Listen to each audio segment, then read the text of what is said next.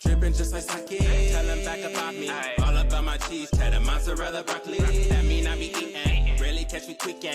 Know that I be working, baby, even on the weekend. Dripping just like sake. Tell them back about me. All about my cheese, cheddar, mozzarella, broccoli. All right. Ready? Yeah. What's up, everybody? It's your boy Chuck Diesel. We're here for another episode of Sake Sundays, sponsored by Sake High and God's Favorite Jewels. So first off for today, I want to go ahead and give our guest this as a thank you. And get into today's episode. Oh, go ahead and introduce yourself. Tell the people who you are and what you do. Hi, I go by Glizz, and I'm a model, and yeah, I'm here on the podcast today. Thank you for this gift too. Thank you. You're welcome. I'm just happy to know. All right, so you guys already know we like to go over the background of the guests, what it is that they do, and how it is that they become the person that they are.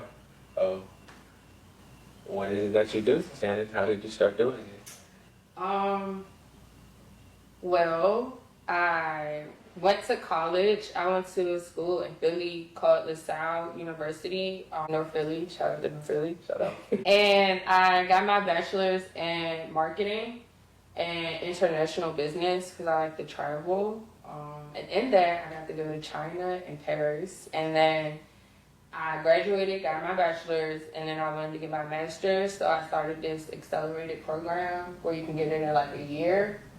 And I got that in right before COVID, so 2020, 2019. And I got my master's in data analytics. And after that, I went back home. I'm from the DMV. I'm from PG County, we call it Pretty Girl County. Went back home and just started looking for jobs that pertain to my major, but then COVID hit, so it was kind of hard to do that.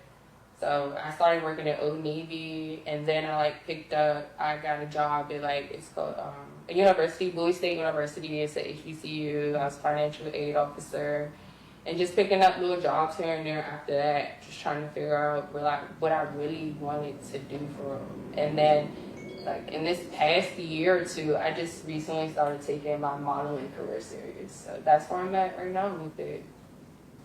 Oh, what's one of the biggest things you feel like being a data analyst or learning data analytics has taught you, about life?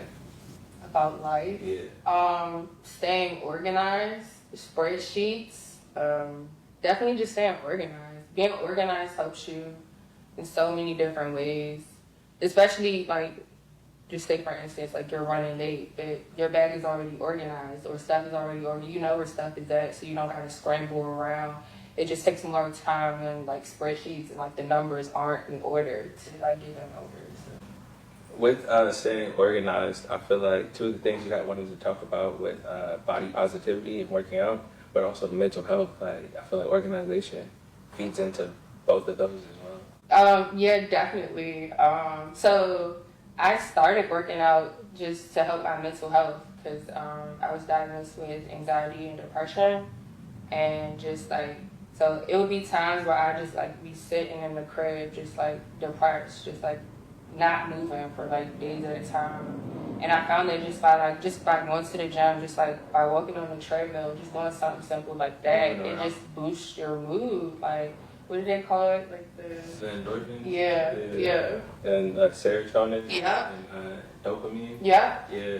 By simply just walking on the treadmill or lifting weights, just something simple as that. Getting your body active. Because part of what it is your blood is just flowing more too. Okay. And then oxygen is what keeps you alive and keeps you thinking, right? Right. So the better that your blood flows, the better the oxygen flows through your system. So the better your body can work and process stuff, Mm-hmm. Yeah, and it affects the way you actually think. That is true. Yeah.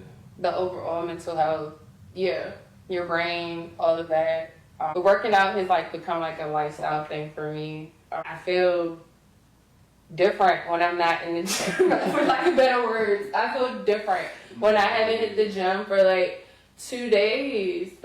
So I didn't go yesterday, so I'm definitely gonna go today. Because after the 2 or 3 day mark, I'm okay, So my gains is yeah, I started for rubber. I don't like feeling Your favorite type of workouts to do? Walking. I like walking. The elliptical and lifting weights. that's about it. 3 pounds, because I'm not that big myself. I don't want to like strain nothing or tear nothing on. Like 70 pounds. That bench. Squats 70, and then the bench 60, and then like just like regular like weights 15 to 15, so 30. It does. I see results. I feel like I'm tight and I'm right and I'm ready for summer. Like that's all I'm trying to do. Like it's just get right and tight and just stay healthy. What made you more conscious of like body positivity and working out?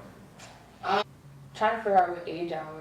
When I turned like 26, 27, just like my metabolism started to slow down. So like, you know, like stuff I was eating, like chips and like cookies and like, you know, heavy stuff. And it just started to like stay with me as fat. And I never had that problem before. And I'm like, yo, like I gotta start working out. Like I really gotta start getting active. That too, like, is what made me more body like conscious. Like I like for my clothes to fit a certain way.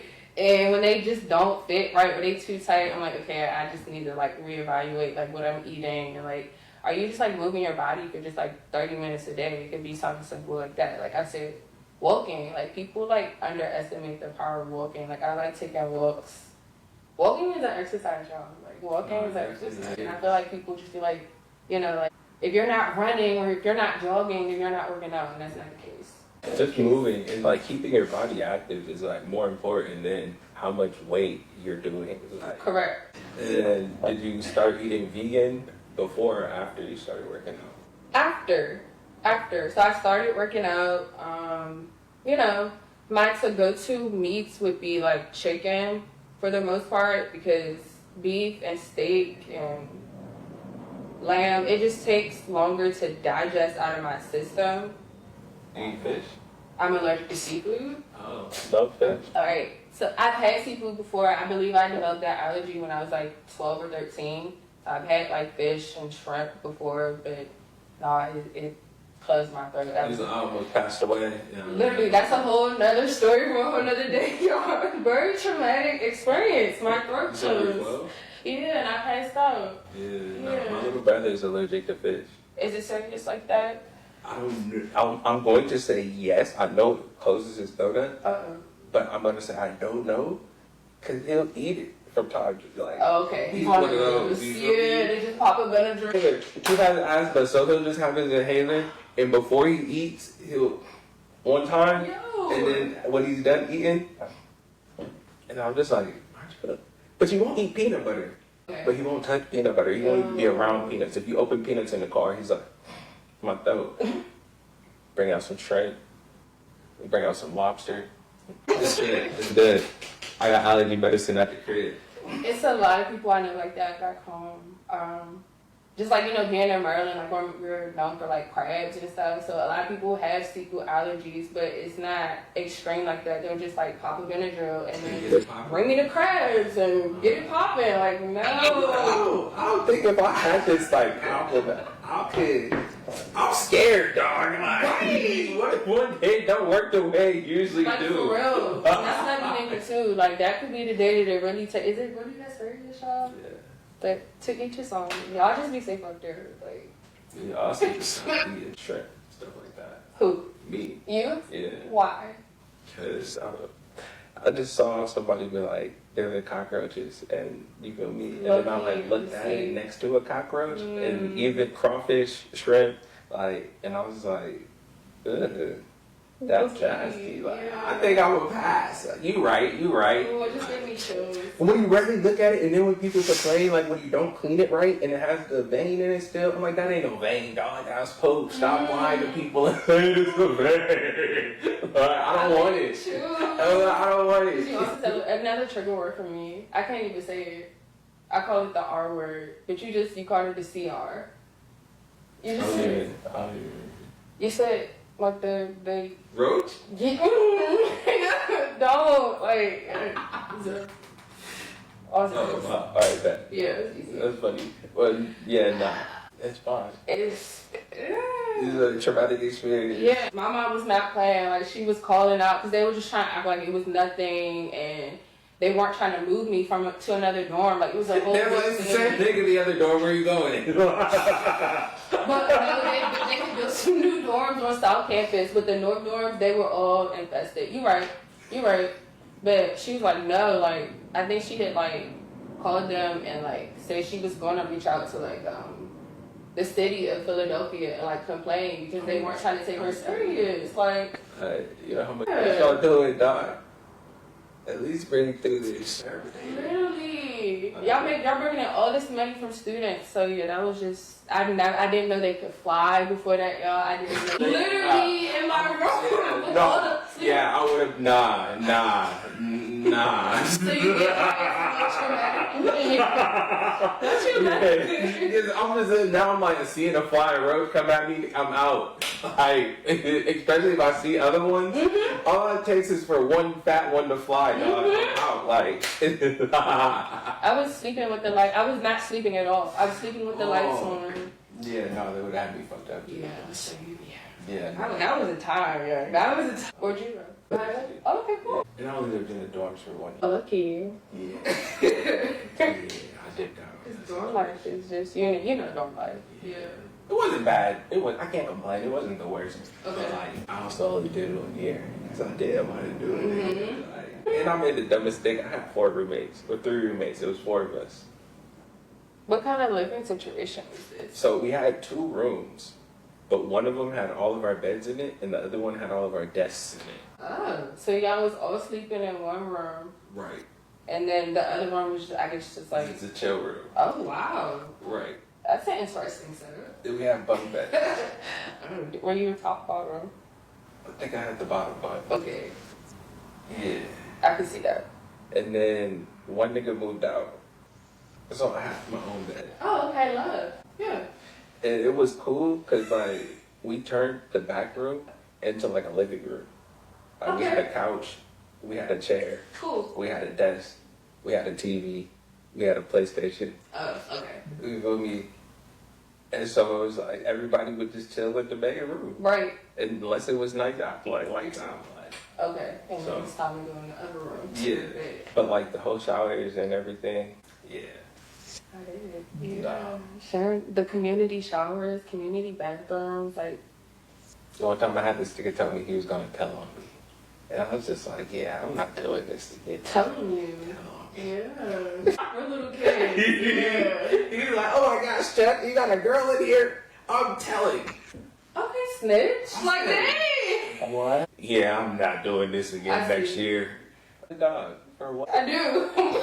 It is. The only reason I didn't trip is like, you know my roommate, dog, shut up. Right. And, what is it, the RA? Okay. Yeah, my roommate was chilling with him. Okay. So In the dorm, right? You feel me? Yeah. I was like, cool, he gonna tell me, Chuck, I heard what you did, and he gonna take a shot. Like, shut up. we all gonna keep it pushing. I'm Like, not doing this you again. think you soft in the show? I see. Yeah, Yeah. but I appreciated school and I appreciated college. What was your favorite thing that you did in school? My first year, yeah, I became like best friends with the girl who was already from Philly. And so she already knew like where to go, what to do, where not to go, and she had a car. And where not to go. That's a big one. That's a huge one. And she already had a car, so we were on moves like every weekend. Them first 2 years, maybe the first 3 years, I was never on campus for like I would go to like class, but then like after class, like she would come pick me up and we were gone.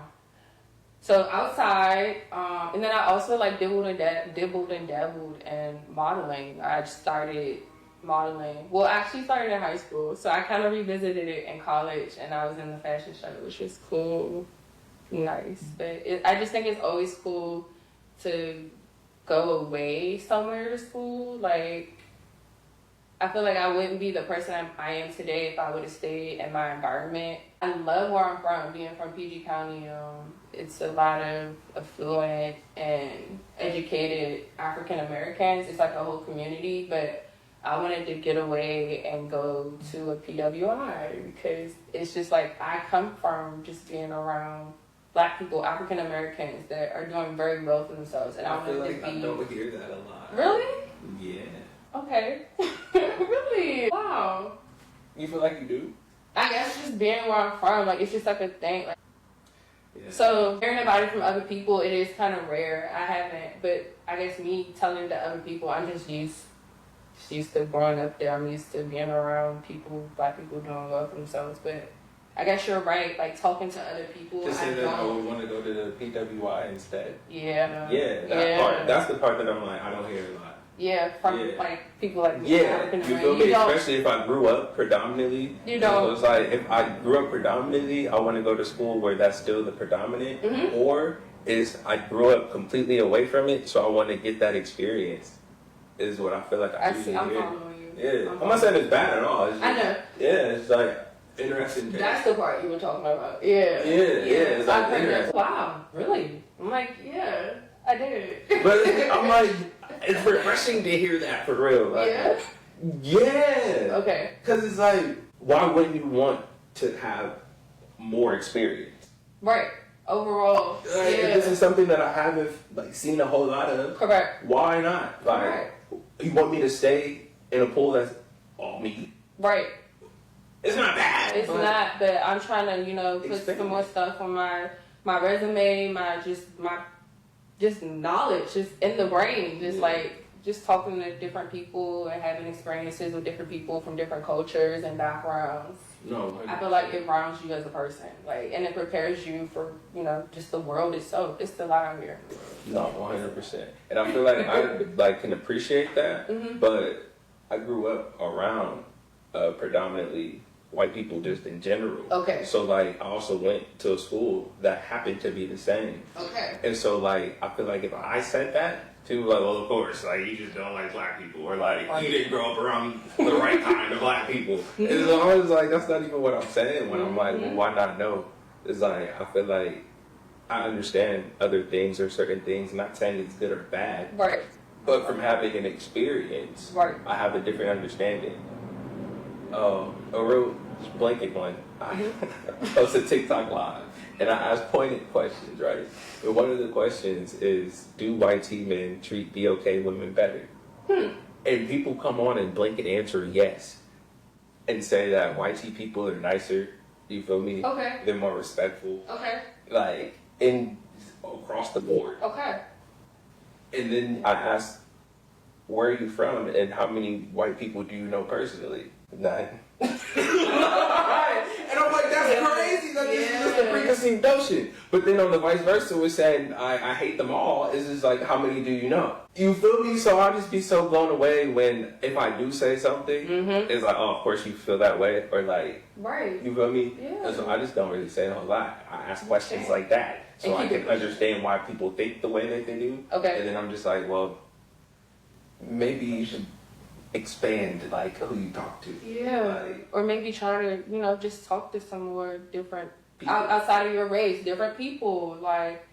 They're all not the same. They're not. I've met some amazing. I just said that because of TikTok, but it's real weird because after I said it, I didn't want to say it either. Right. I just it's a cuss word. To be respectful of everybody. We're all people. We are at the end of the day, and we all should be treated with respect at the end of the day. And then, that's what she said. Just a little bit. Just a little bit. Okay. Oh, just a little bit. I accidentally closed it. Yes, that's what she said. No, that'd be funny. Wait, I have it. So, I think we should go ahead and pop the sake. Okay. I've never had this one. It's only 10%. Is it your favorite? It smells like lemon. It says a Latin bottle and then something in another language. Okay. Oh, it looks like it's good. Have you had sake before? Yes, I have. Okay. It's been a minute. Yeah. I'm surprised I can smell it. Yeah, I smell it from over here. Not that you're far, but I can smell it. It's good, but it smells like straight lemon. Lemons on the train with the Vika. That actually was one of the songs that put Gucci up on the map for real, yeah. Cause he had the mixtape or everybody's not hip to old Gucci. All them mixtapes he used to be putting out, but that was more mainstream. It made me mad. What? How much he put music out Like, I was like, dog, stop! Like, not all of these songs go. right, that's true. That is true. I had people like, yo, you hear that new Gucci? And I'm like, nigga, you just said that Friday. You put out another shit this Friday. Yeah, he wasn't playing. But you're right, it wasn't no quality. I think he was just... I'm not mad at it. Now I understand differently, like, Especially when you look at where he was. And this is when I stopped caring. Around the same time, it was the year before that song came out. Oh, I was in 8th grade. That's why I remember it. I remember being in high school when Lemonade came out, like the summer before high school. And it's just because I made a song, and my mom and my aunt heard it, and to this day they still talk about it. And I'm like, nigga, I was a freshman in high school. Shut up. But when that song came out, by that time Gucci had all my respect. He could have made any song, and I would have said, okay. When 2000 and I would say 7 or 8, he made the Forbes list as an independent artist. I said, I don't care. I didn't even know anything about accolades or money like yet, but I understood the Forbes list, and the Forbes list was 4 people, you feel me? And then I understood that he was an independent artist, and that meant that he didn't have anybody backing anything, and all the money was his money. I was like, yo, volumes right there. he did something crazy. Yeah. Because he's not even a mainstream rapper. No. And he got Forbes list pockets. Got that thing. he's doing something right. Bird, trap, yes. And after that, anything Gucci ever did after that, I was like, I'm behind this man because he has the keys. Yeah, for sure. I feel like he's very intelligent. He's a goofy. What? Him, his music. I take my shirt off and all That's great. You feel me? Like, My shirt off. Shoot, that was the time to be alive. Yo, The kids do not know. Kids do not I was know. about to say, Nicki? That too. He almost signed Nicki. Yeah. Yeah, man. Wayne got her. Yeah, no. Gucci, yeah. It was a whole different world. Him and Jeezy. Snowman, shout out to Snowman. I love you. And that's another thing I feel like a lot of people don't realize. I forget that Jeezy was that nigga like that. Yeah. Like, Yeah. People be sleeping on Jeezy. Like, he just dropped his tape, an album probably like 2 or 3 years ago. I might forget, but I don't forget. All the songs go for me. who's your favorite artist? My favorite artist is Sosa and Cheeky. For real? I love Cheeky. I wouldn't have guessed that. I know, a lot of people don't. I would not have guessed that. We are the same sign, and I just relate to his music. And I've seen him about 4 or 5 times in concert. I just recently saw him again in concert in October at the front. Like, for real. Like, that's... How much work did it take to get to the front? Well, I'm tall, so and people usually move out of my way when they see me coming. So I don't really, it's different. It is different. Because I was doing that. So niggas was trying to get on me, and I was like, okay. So, like, dudes would just look kind of down and be like, oh, yeah, no, fuck this. Oh. Literally, you could tell. You feel me? Or I've even had somebody, like, a big-ass buff dude just like, dude, just look. Stop. You're not that big. And I'm like, nigga, so you just gonna bully me out of the way? Yeah, it's not going down like that. So I used to fight to get to the front of the concert. Yeah, not even because I wanted to fight people, but I wanted to get to the front. So like, all from 16 until like 20, if I was at a show, people would come with me because they knew I would find my way as close to the barrier as possible by the end of the night. Mm-hmm. By the time I was 20, 21, I said, it's not worth it. All these bumps and bro, it feels like I just got done playing a game of football leaving concerts sometimes. And I can see why you say that. It depends, especially depending on the artist that you see in the crowd that they, bruh. There's like, recently just found out what do they call it? It's called mosh pitting, I think. Where I go to a Lucky concert, and he had, you know, Lucky the artist. He had like a whole bunch of young YT kids, like teenagers, and they're like, yeah, man, like, yeah. I'm like messing up my outfit and stepping on my shit. I don't like that. No, like, I feel like I got like, I don't. Little shaken up by it, just a little bit. So I get what you're saying about like feeling like you just played football leaving a concert. Like I was like, okay, I need a massage. Yeah, especially because you just have to start bracing yourself. Yeah, and that's what happened. So yeah, I know what you're talking about. Yeah, and that's why I'm like, it's not even that I was trying to fight to get to the front. It's just once you start getting so close, people just do this. Yep. And you was like, dude. we just Enjoy them I differently. love a concert. I just bought a ticket to Chris Brown, Keisha Cole, and Key Block. I seen them already. Yeah. I love concerts. Well, not all one. I'm just saying separate. Okay. That's my I thought that was one lineup. No. I was like, yo, that is a show. They're taking you through the motions. You're gonna turn up. You're gonna fall in love. Right. No, that's just like my artistry. Like my music taste goes from here to here. What do you think inspires your music taste the most? My dad, and my mom a little bit. But my dad, like, I remember as a kid, like, we would, like, ride around and go to, like, record stores and look for, like, a certain CD. Like, he's, like, an old head, so it would be, like, The Temptations, Smokey Robinson, you know, like, James Brown, Marvin Gaye, like, War, you know, like, old artists like that. And, like, he collects CDs, so he have a whole bunch of CDs, you know, back in the day, like, CDs were popular. Like, those are not a thing anymore. Like, you don't know about CDs or waiting for, like, an album release or, like, something like that. Like, so we would run around, like, trying to find CDs. And I remember just, like, sitting in the car and just, like, hearing, like, he's a heavy bass person. That's why I feel like I got bass from. Like, my car, like, I need to feel the music, if that makes sense. Like, I need to feel the bass in my, like, heart, my soul. Like, I can remember as a kid just, like, feeling it in my body and just... Yeah, that. And my mom, she also sings, and she likes different type of music too, like pop music and like rock music and like random stuff. So that's why I feel like I kind of got a mix of them. Both of them created me, and I just have like a very broad music taste. Like, it's not just hip hop and rap. Like, it's not. But yeah. How do you think your life has been being the only child? Yeah, before we get into it. Cheers. Does it matter which one? No. Okay. Cheers. Okay, yo. I like the taste. No, I'm not a fan. I like the taste. It's too strong. Oh. It's good, but I don't like sweet drinks like that. That's part of the reason why I love sake.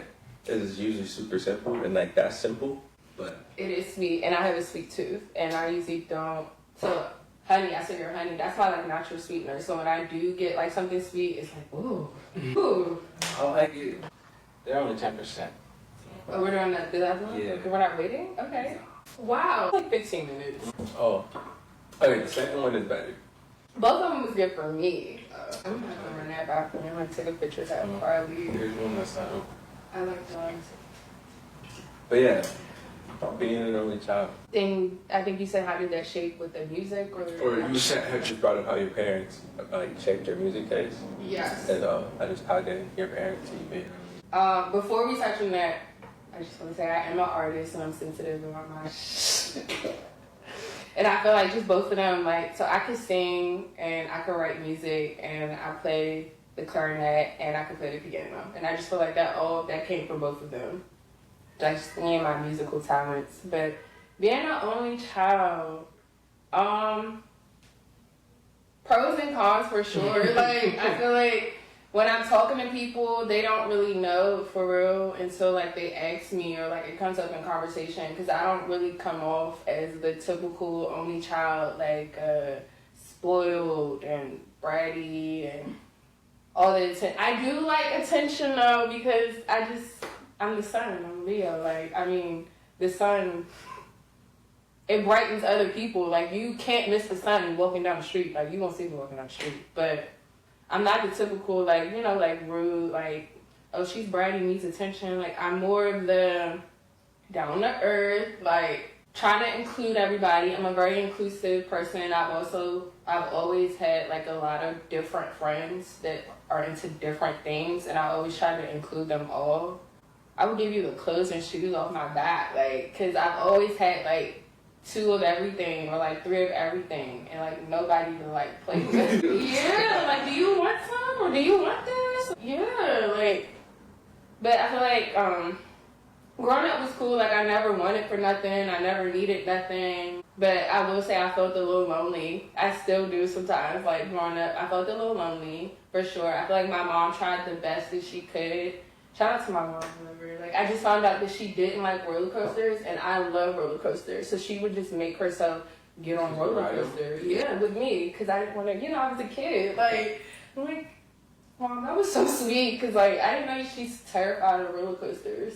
That's crazy. Yeah, coming up was cool. I will say as I got older, teenager, early 20s, even now, late 20s, like, people like, oh, you're an only child, like, and they just start, like, thinking, like, these pre-thoughts. Preconceived notions? Yeah, preconceived notions. You're a brat? I just have a money tree in the backyard or something like that. And, like, I don't have just, like, constant money, y'all, just, like, flowing out like that just because I'm an only child. I mean, yeah, I will say my parents set me up for success, and, like, going to school and getting an education definitely helped put me in unlocked doors. Be like, no, times are hard out here. Like, I have to work, like, y'all, just like everybody else. I mean, and I have old school parents too, so they're like, like, if you want, work hard, play hard type. Like, we're not gonna hand you everything. Like, you're gonna have to work. And I feel like that's good, because some kids just grow up with their hands on it. Like, I'm not like that at all. And I feel like I low-key have an old soul.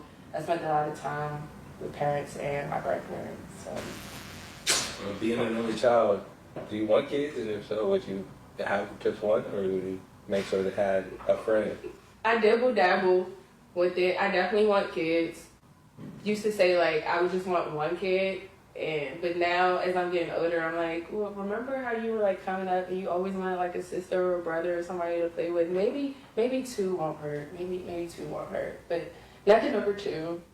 Nothing over two. Kids are expensive. Kids are very expensive, y'all. No, I feel like that's something that people talk about now. But again, being on live, there was this dude who said he feels as if you should have kids partially out of a duty to society. Even if you don't feel like you're in a place to financially support them. Figure it out. He's like, people been figuring it out since the beginning of time. I was like, dog, what? And struggling and really hard, like, and putting their kids through unnecessary stuff. You're having a duty Yeah. as a human being to repopulate. Proper planning prevents The Hey. 5 P's, y'all. Duty to keep the population of the earth coming and growing, but I'm gonna plan first. I want to make sure that it's the best quality of human I can produce. Yes, like, cause the kid didn't ask to be here. I know that sounds kind of bad, but like, No, I hear you. But, yeah. I wouldn't want to bring my child into like a bed, or like me not having the finances, or not saying that you're always gonna have it figured out, but like you can like plan No, for to sure. avoid some stuff from happening. That's all I'm saying, y'all. That's all I'm saying. I feel like that's something that people are talking about way more now before having kids. Yeah, I agree. Before it's like, we'll figure it out. Right, yeah. Or we'll make it work, or grandma. First of all, the grandmas aren't the same. Like, the grandmas are not the same, y'all. Like, do you want kids from here? So I'm a realist. Okay. And I look at numbers before I make big life decisions. Right. And I'm not even talking about financially. Because it's like, I'm 31 now. Okay. Right? Okay. And so if I have kids, I'd like to have kids with my wife, right? Right. I'd also like to have kids before I'm 35. Okay. So kids and a wife in 4 years, It could be possible. it's not impossible. But But given the fact that I need to know you for a year first, we got 3 years after that to decide if we want kids together. yeah. So I got like 2 years really. Yeah.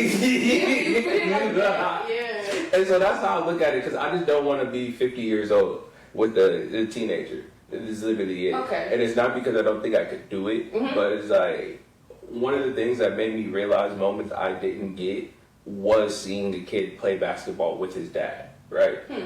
So it's like, I want to do that. And at 55, we pressing it a little bit. Like, You got it. you got it. So it's like some of the things that I even want to do are going to be a challenge at that point. Definitely. So it's like, I don't know if I care after that point. Okay. If I get past 35 and I still don't have prospects of having a kid in the next 2 years.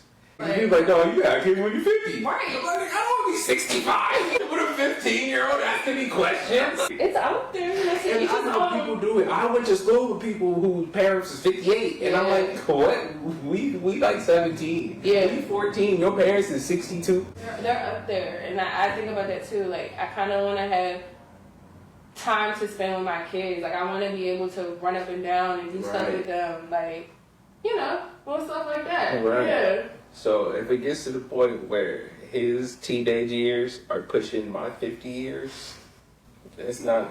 I don't think it's gonna happen. Okay. And so, and given I don't want to have kids just to have kids, To keep the population going, we have a duty. I have to vet. this situation out for a year first. Right, and I completely understand that. Don't want to jump into nothing. Well, first of all, a marriage is not just nothing. A marriage is something very serious, y'all. Very serious. Yeah. Oh, I don't want to get married. I still get married even if I don't want kids. I get it, yeah.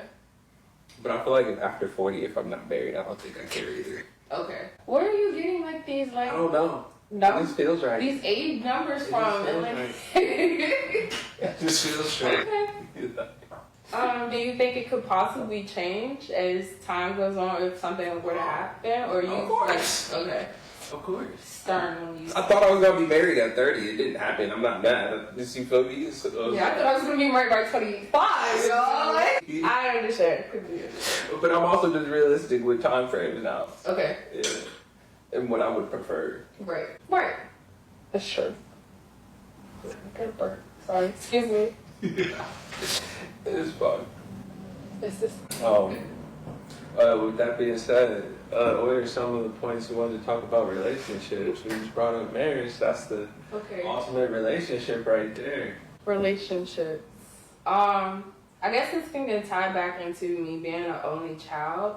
So me being an only child, I know that like when my parents pass away, it's just gonna be me. So I've always wanted to like marry somebody that has siblings or already has a family. And the same with friends. Like I see my friends as like my girlfriends are like my sisters because I don't have no sisters. I don't have no brothers. Like male friends, they're all my brothers. Like, and I'm really not to say I'm not gonna have nobody when my parents pass, but like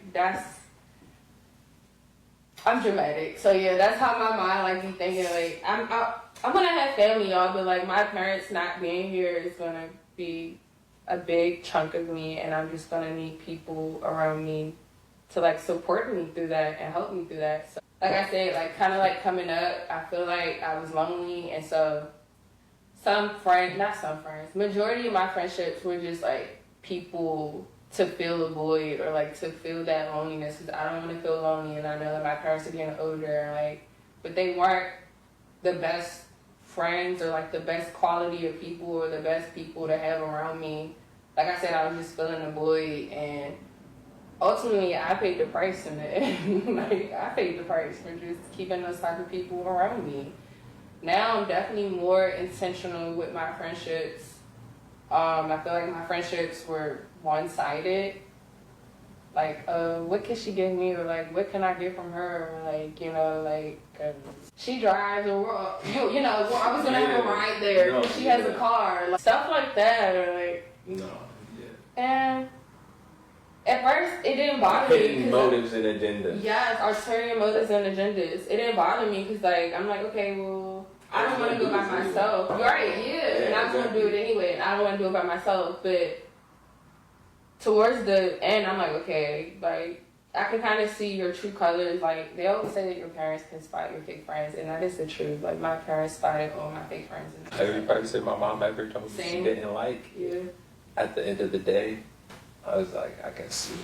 You was right. You was more right than I wanted to admit, because I don't. It's not the long way though. Even if it's still cool, It's like, yeah, dog, I should have kept you back then, like my mom said. Yeah. The hindsight is 20/20, y'all, and like, I agree when they say that your brain doesn't fully develop until you're like 26, 27, 28, because some of the choices and just the people I was around, it's just like kind of cringy to look back on. Like, oh, you were putting yourself in some kind of dangerous situations, dude. Like, thank God. And thank God for my praying mom and my grandmother. That's why I feel like I'm here today, because of God, my mother, and my grandparents, like, just praying for me and my safety, because let's just say I used to be outside. It's like just doing a lot. I hear you. Yeah, being more intentional with friendships, relationships, all that, dating, like. How do you feel is a good way to be able to like vet out friendships and tell if somebody's being genuine or just trying to see what they can get? What are we talking about? The conversation, the types of questions that they're asking.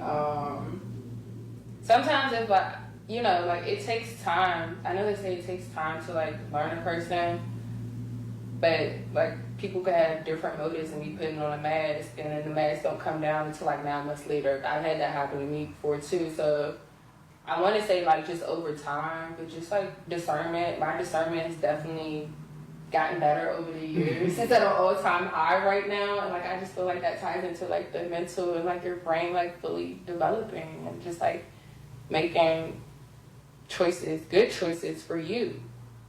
Because I want to be the best person I can be for myself and others around me. So. Well, what made you decide that and like get to that point? I guess just putting myself in friendships and relationships with the same type of people and then getting the same type of result or outcome. And I'm like, okay, something's got to change. Like, is it me? Is it them? Like, people are going to be who they are at the end of the day. And I could say it was a little bit of me, but as I've gotten older and worked on more of like self and like who I am as a person and my identity, like the boundaries and the discernment has increased at an all-time high, and I know what I want in a friend and a relationship, and I know what I don't want, and I know what I'm going to tolerate. I mean, I know I'm not going to tolerate anything I don't want. You know what I'm saying? Go ahead, knowing what you're going to tolerate too. You feel me? Like when you're not going to tolerate anything. I guess. Yeah. But I feel like that's one thing. Like a lot of times we get involved in relation with someone, whether it's friendship, whether it's like partnership, like relationship as in dating, and we don't really understand what we expect out of the other person. Okay. We just know that we enjoy what's going on. The present. You feel me? Yeah. It's like, oh, we have this idea and we're going to work on this together and we're going to make this thing happen. But I didn't sit down and think, why does this person want it to happen? Right. And why do I want it to happen? And do we want it to happen for the same reason? You're hitting home. Or is like, all right, why do I want to be in a relationship with this person? Is it because I have so much fun when we're together? Or is it because I feel like me and this person make each other better? Or does this person make me feel good? Do I make this person feel good?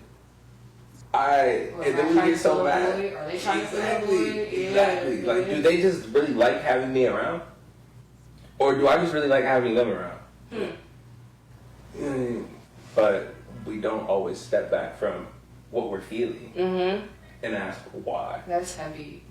Like, it's kind of like, I feel like in the past I thought a lot or made a lot of moves with my heart, and the mind was just not in the decision making. The mind and the heart both need to be in the decision making. You know what's crazy? I was thinking about that today. Really? Today on my way walking to campus, I was just like, because the mind and the heart can move as one. Okay. Right? As you can feel something strongly, and then you can use your mind to connect to that. Correct. Because like the heart's going to feel it. Correct. But then the mind is going to give you the proper action. Correct. But if they're not aligned, your head could be telling you to go do this because it makes the most sense, and your heart could be telling you that I need to just stay right here. But then you're trying to figure out which one gives you the best outcome, right? So you have to be able to align both of them to be headed in the same direction. Okay. And if you do that, then it's one. Right. Right? They can operate as one, yeah. It's just a matter of finding that alignment. And that's where the actual power lies. It's not using your heart or your head. But you need to think with your head and not your heart. Right, because that conversation comes out a lot, you know? But if they're operating as one, then you don't have to like go back and forth. I see it as like the, the good and the two little angels on my shoulder and the little person. So, like, which one should I do? Like, they're showing me this, but my heart feels this. Like, whenever you have to start asking questions like that, something's wrong. Whether it's them or you, something's wrong. Trying to figure out which one it is. Yeah, is it Yeah. me or is it them? That's why I said that earlier. Like, is it me or is it them? And I felt like it was both. It was me. And sometimes Yeah. Okay. But and then you have to like look internally, like what? Why did I pick them? Right. What's going on with me that I keep picking these like people? You said exactly that. Why do I keep picking these other people? Yeah. So I had a little, I guess, a full circle moment. What do I call it? On myself. We need it. You gotta ask questions. Mhm. But that was something I saw. I don't remember when. Probably in the last like month or two. It's like ask better questions.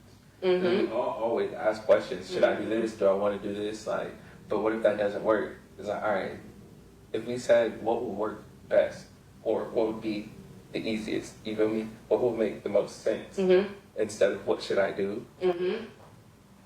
We would come up with different answers. Correct. Ask better questions. I thought that was like, wow, so simple. Yeah, I know. That we all could be doing, like, for real. So Yeah. simple, like. I do feel like a lot of people just, ask, like, the surface baseline questions. But I feel like, like, what's your favorite colors got thrown out the window, which I'm glad. Yeah. Like, can we just... I hate when people ask me questions like that. I honestly, I hate small talk. Okay. Let's get straight to it. Like, give me the meat and potatoes. I hate Like, small talk so much. favorite color. Like, what do you... Even just like, so how was your day? Mm-hmm. What did you eat today? I'm like, bro, what? I mean, do I look like I feel some type of way? Because if that's the case, then ask me why do I look like this. But if you're just curious, did you have a good or a bad day? Like, if I look like I had a good day, then maybe I just had a good day. Yeah. You feel me? Yeah, I feel like some things you don't have to ask. Like, I'm sitting here smiling. I'm smiling, I'm laughing. Like, What do you mean that was my day? It was fine. Right. And I guess it's also, I'm a big person type person. you're a what? Big picture type person. Okay. I said big.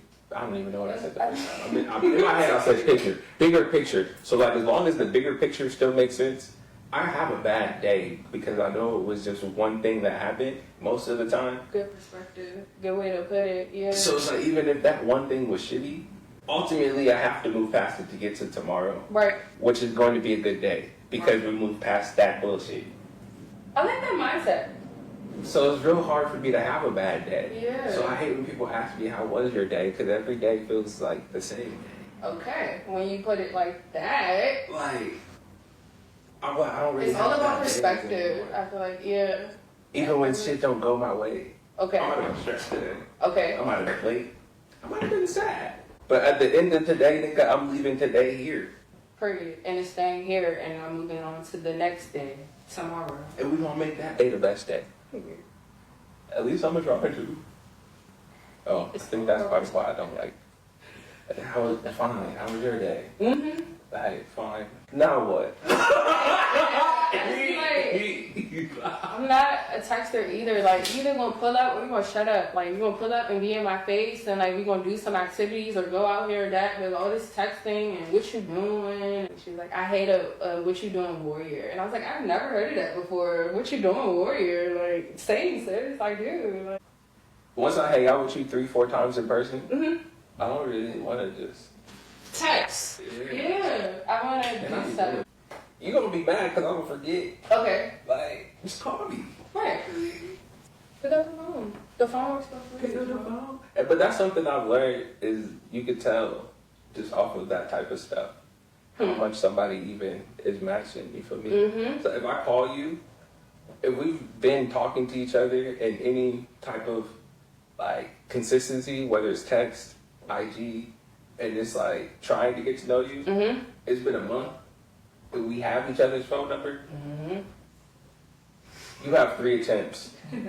If I cannot get you on the phone for even 10 minutes, I'm not interested, dog. Are you cutting them? I'm not interested. You playing games. You kind of like you say, you see the signs in people. You Like gotta they read kind it. of, you just gotta read. They be there. They be right in front of our face. I want to ask the question. When is your birthday? What's What do your you sign? think? When's your birthday? What's your sign? Where'd you guess? I don't like guessing. 'Cause I always tell I people to don't guess. like being wrong. Oh, wow. I don't like being wrong. The way you said that. 2 guesses. There's nothing wrong Can with I it. just guess like the element? Cause you give me like earthy vibes, but it could be like. But if you guess 2 elements, that eliminates half of the options. Like, you feel me? Just take 2 guesses. 2 guesses. Of signs? Yeah. We just started talking. I don't have enough information to make. I don't want to be. Nothing happens. Like, I can't even give to. Like I said, you're giving me earthy vibes. So I'm like, is it Virgo? It's not a Virgo. Gemini? Gemini is very close. Is it by like the month? Very close. Did you say like element? Mm-hmm. Wait. Okay, wait. I'm having a moment here because I know fire, I know air. I'm trying to go by earth. Virgo, Gemini. Where's the chart at? Where's the chart at in here? Like, what's going on? Like, Look, Gemini Gemini. is Gemini, Libra, Aquarius, Virgo, Taurus. I've had a lot of Aquarius friends, and we had a good relationship. Like, we're like opposites attract. Like, and opposites kind of like balance each other out in a way. I think the problem is, I've always, and you're also a woman. Right. Maybe that helps as well. Okay. Just because I'm like thinking of most of the predominant like relationships in my life, Mm-hmm. my mom, Leo, everything that is, as I got older, I realized it, is that we're saying things the opposite. Basically. But sometimes we'll be saying the same It's thing. the same thing. It's the same thing. Tell me I'm wrong. And I'm just like, dog, why are you arguing with me? Like, I'm not arguing. And she's like, because you just don't get it. And I was like, but there's nothing to get. Like, I already said it. You said it too. Now what don't I get? Like, I'm mad because you sitting here trying to chastise me and teach me some shit that I already agreed with. Like, and you don't understand how I see it that way, but that's not what I said. I'm over it. And that's how she be. I'm over it. Like, we both just be like, all right, we just gonna leave it here then. In my Summer Walker voice. I'm over it. I'm over it. And then the rest have been like dating. Okay. So yeah, it's, Leos? yeah. Okay. I don't think I would date another Leo. I can hear your whole demeanor just changed. Because the first one just completely blew me. And I was like, I'm not that type of person. You feel me? Chalk up people. Okay. So I met another Leo, and I was like, all right, cool. And then it just, at the end of the day, I was just like, oh, what the fuck just happened? Okay. What are those? All right, never mind. I felt that way. And the other one I dated, just it was issues with, you feel me, like people liking you. You like see it? Completely I'm just understand. gonna do it. I'm gonna do it. Completely understand. do it. Yes, we definitely have our way of thinking. And it's big energy. It is. It's Big big energy. everything. Wow. Because I say that all the time. Big Glizz, big everything. And it's fine. It is. It's just I Everybody's learned not that meant for that. I can't cohabitate. Right. I know. But I know you have like matches. Like, you know, your Oh, top two. Sagittarius. Okay, that's one fire. Sagittarius. And Okay. that's all I know. I feel like Have you experienced any Sagittarius? just my cousin. We were Okay. like this for a while. Okay. Best friends, and it was kind of the same where we were opposites, but in a Mhm. good way. Yeah. Mm-hmm. Air and fire. It's like he's You don't. gung ho, and I'm like, don't balance each other out. Mm-hmm. Feel me? Doesn't air come out of fire though? I'm like just thinking like metaphorically, like if you said fire. When smoke. Yeah. Right. That's how I think. I'm pretty visual. I'm like, where's the chart at in here? Like, Yeah, honestly, I don't know if I've ever even like seen one. really? Yeah. Okay. A chart. Yeah. No? No. Okay. It's like, I don't know, I don't even know when, somewhere in high school, I think Twitter, I found the Zodiac page, Mm-hmm. and I downloaded like you feel me, a little thing that tells you what your sign is for the week or the day or whatever. I'm following you. But outside of that, it was like once I started dating people, Mm-hmm. and I just have a good memory, so like, Okay. I just associate certain like characteristic traits to experiences, and make it make sense, but to like know the chart, like, I don't know. You know the chart. Yeah. After a while, I was like, oh, so all the signs go in. Oh, there's a category. Yeah. There's 4 categories. There's 4 categories, y'all. And once we get that, I'm like, all right, bet. If I can remember 3 of one category and then 3 of the other, I know half of them. You bet. So 6 out of 12. Boom. And if I really take my time, I can say them, and then I'll remember. I can too, but I have to like really like focus on. Match them up? I don't know. I used to be so good with matches, but What got you into that? I don't know. Just like so, you know, like back in the day, like you touched on it back in the day, like in high school, like you know, pulling up like just like my zodiac for the day or like my zodiac for the week. Cool. I think probably like in college for real, I started to get more into it. Just I guess like reading other people's zodiacs and astrologies, and then having the experiences with them, and I'm like, oh yeah, this is pretty. Not saying that they were all, you know, like Right. down to the T, but like what I read about some signs, and then having like those experiences with them, like it's some truth to that. So I'm like, oh wow, I really want to get deeper into this. Like I really want to study this. I have my books. I'm a book person too, but like most of my stuff is still back home. I'm having it shipped out here. So like I have like 5 astrology books that I was reading at the time, like just stuff like that. Matches, who's your match, who's your good friendship match, who's your good like partner match, this, that, and the third. Just reading up on it, like, oh, like I see some truth to this. And like I said, like you said, dating some of the signs, or like having relationships or friendships with some of the signs, and the stuff actually happening that I read about that's in their personality, and it actually happened to me. I'm like, okay, like this is real. Like the stars are aligned.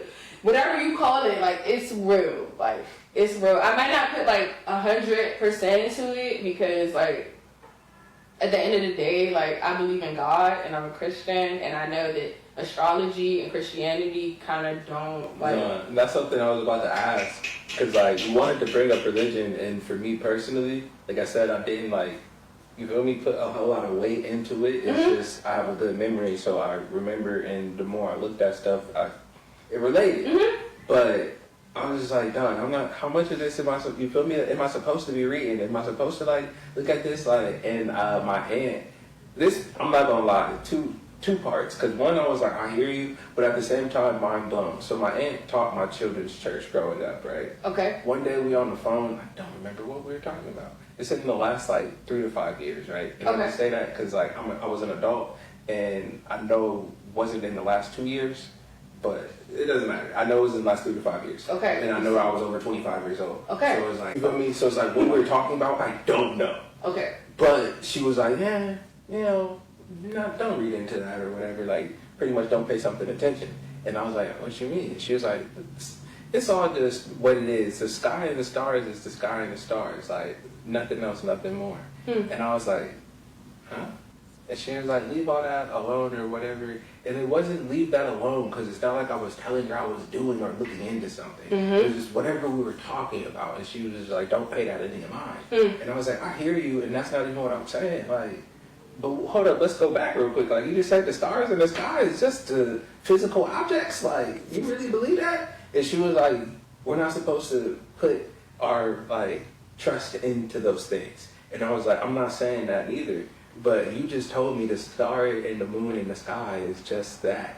And she said, well, yes. And I'm like, but you also the person who taught me that the wise men use the stars in the sky as a map. Like, what are we talking Jesus. about? Like, in the Bible, it tells us that the sky was made and the stars were made for signs and wonders, right? Yeah. And then it gives us an example of those wonders Right. happening in the sky. So, what you're telling me doesn't compute with what you taught me. So I can agree that I'm not supposed to use the stars in the sky to dictate what I'm doing in my day-to-day life, Right. and what's wrong and what's right, and Right. what other people should be doing, or to read the future and the past. But I would be lying to myself and not giving God the credit if I didn't acknowledge the fact that He put something in the sky and the stars for us to learn. But at the same time, it's like, what is that line? Right. Is there a line? I don't Is there a know. line? I don't know. I feel like to each his own on that. Everybody has a different line where their place where their line is with it, depending on. I do. What do you feel like determines that line though? Because I feel like some people do shit just because they see people do it. Correct. And I feel like that might determine it. Like monkey see, monkey do. That if they're religious or not, if they, go to church or like believe in God. Some people just don't. Like, and so they're heavy on astrology and heavy on tarot card readings and heavy on going to a psychic. Also, I'm just like, how do tarot cards line up with astrology if it's a card deck that was made after? You feel me? And it's like, I don't understand how it all correlates. Right, you shuffle the cards and the right one is supposed to come out for you. Oh. I don't know. I'm just saying. I'm not telling you. I'm not knocking it down. You feel me? It's just literally, it's like, all right, bet. So if we are going to say this works, how is this connected to my star sign, dog? And then you use the same deck of cards for all 12 signs. Like, the right one she's supposed to come out for you. That's meant for you at that time. I don't know. But then not everybody can do it either. Like, not everybody can read tarot. That's true. So it's like, how do you know you can? It's like it's a whole bunch of just stuff out here nowadays. And again, this isn't to, don't be mad at me for what I'm saying. Right. I'm genuinely asking questions. Right. I'm not knocking it down if y'all read tarot cards or, and stuff like that. But don't be mad at me is all I'm saying. Right, please. We're just having a conversation. If it makes sense to you, that's all that matters. Right. You gotta make sense too.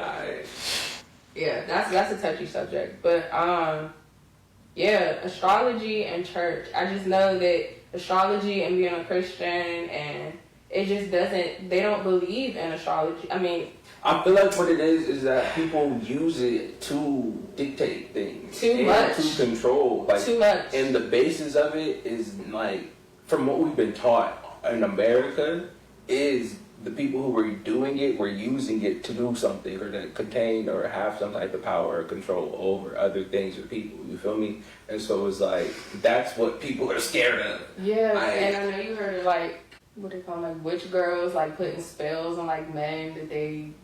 I'm like, this has gotten out of control. Like, I've been scared myself. Really? Yeah, I mean, so I'm gonna say this. It's just look, it's actually crazy. I met two women within, I want to say the same 2 weeks, a month. Okay. One of them told me straight up, like, we went on a date, and this first date conversation. Okay. I used to do black magic. Yeah, oh, this tastes good. Like, I don't know, she put an amount of years on it, but I know your little alarm was like, okay. Like, I don't care. You said it was 5 years ago. Cool, you stopped. Like, no. Again, first date. Why are you telling me this now? Right. And this came out of the blue. I'm gonna honestly. The more I thought about it and I sat with it, I was like, I don't feel like she knows why she told me that. We weren't talking about religion. We weren't talking about church. Literally, no. It was just like a little lull in the conversation. You feel me? It's like. And then she was like, so, like, and she said, like, I used to do, and I don't remember if she said voodoo or black magic, but witchcraft, like, hard admission to doing witchcraft. Whether it was black magic, voodoo, whatever. But she said witchcraft, and I'm pretty sure she said black magic. And she said it got to the point where it was giving her issues. I bet. You feel me? Yeah. And so I was just like, okay. How did the rest of the date go? No, I'm sure my face changed, but it was more so like, nigga, what the fuck? Right. You feel me? Like, why? And why now? And in the back of my head, like, oh, God. Where's she going with it? It's like, exactly, where's she going? And why, God? Of course I would be the one here. You feel me? But at the end of the day, like, nigga, I'm about to finish my plate. Okay. She rode here with me, so I either get her an Uber or take her home. You feel me? I'm already at this point in my head, so it's like processing that with that. What do I do with this information? Oh my God! Run away? No, keep that over there. Okay. All right. I'm gonna finish my plate. Okay. I'm not coming inside. I'm following. Bye. Nice meeting you. Yeah. So I was just like, that's wild, dog. But then, same venue, same place I met her. Okay. I met her at nighttime. Okay. This time, this is a daytime. Okay. Meet somebody else. Super. Oh wow. You touching me, baby? Like, you feel me? Like, I'm a gentleman. Okay. Especially being out drinking Right. LA stuff like that. Like, you're not gonna. You feel me? You're not gonna say nothing. Not even that, dog. Right. Yeah. So we just met. You got your legs over me. I'm sitting there like, yo. She's very comfortable. You feel me? Like, Shawty feeling me. You feel me? I'm not even pressing it like that. So I'm just like, all right, then. But then she was like, wow, like I feel so comfortable around you. Interesting. Why me, dog? I know. Why do you feel so comfortable around me? And was this the first date too? It's not even a date. We just met at the event. Oh, and she's all up on you like Yeah, that. like Like, okay. I was like, yeah, your chest must be looking slotted today. You did something right, like. Right. And so I was like, dog, what the fuck? And then I was there with a homie, and he was like, I don't know, man. It was a little weird. Like, she was cool, but like, you see where I went. Yeah. It's like, initially, she had just like, said something to him. Not like that, but like, she said something to him. We all started talking. Okay. And this nigga left. He disappeared. Okay. I don't even know where he went. You feel me? Like with you. And so he was like, yeah, dog, I don't know. You see, I disappeared. Oh, that just lets you know right there. I wasn't feeling I'm trying to everybody. And I'm like, that is true. Like, this nigga definitely was not trying to talk to her. Like, That's why he disappeared. He wasn't entertaining the conversation. Long story short, look at her bio. There's a whole book selling on how to do things on and to men. By tapping what I was telling you about. Yeah. And I was just like, yo, dog, what? Not only does she do it, she is a leader. Like, she's trying to tell other people to do it too. Trying to congregate, bring And her I'm like, yeah, bro. So this is the same, like, back to back. I'm like, bro, what the fuck? Yeah, alright, you gotta sit down, dog. Chill. I don't know what it is. that it attracts when you attract these. Well, that was only 2 times, but you said they were back to back. Back to back, and there's been at least 2. There was another woman just telling her about this girl that told me she did magic and stuff, and she was like, what do you mean? And she was like, what does it mean to be a witch? And I was like, what do you mean? She was like, because you could be born a witch but not be a practicing witch. And I was like, okay. And like she said it in like a defensive manner, like defending the case. And I was like, that wasn't even in question. Like, the specifics is not the conversation for me, dog. Yeah, that was more of a statement. I'm gonna let you have it. And so I was just like, I mean, so what? Are you telling me that you was born a witch but you don't practice? And she was just like, and I was like, you feel me? You were like, oh God. Shit. All right, bet. Like, I'm glad that I said everything I did when I did. Right. You feel me? Yeah. Because like, there's a reason I was having this conversation with your ass. Right. You know, I see it. Yeah. You feel me? So yeah, that's why just being out here, I'm like, all right, bet, just pay more attention. Everybody you think is, you feel me? People might go, oh yeah, just good vibes, energy, you know? Nah, dog. Namaste and Nah, I'ma stay over here.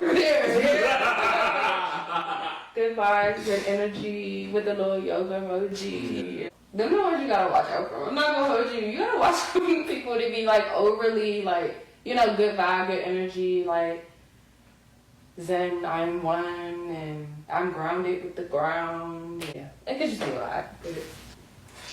To each his own. I don't knock what y'all do.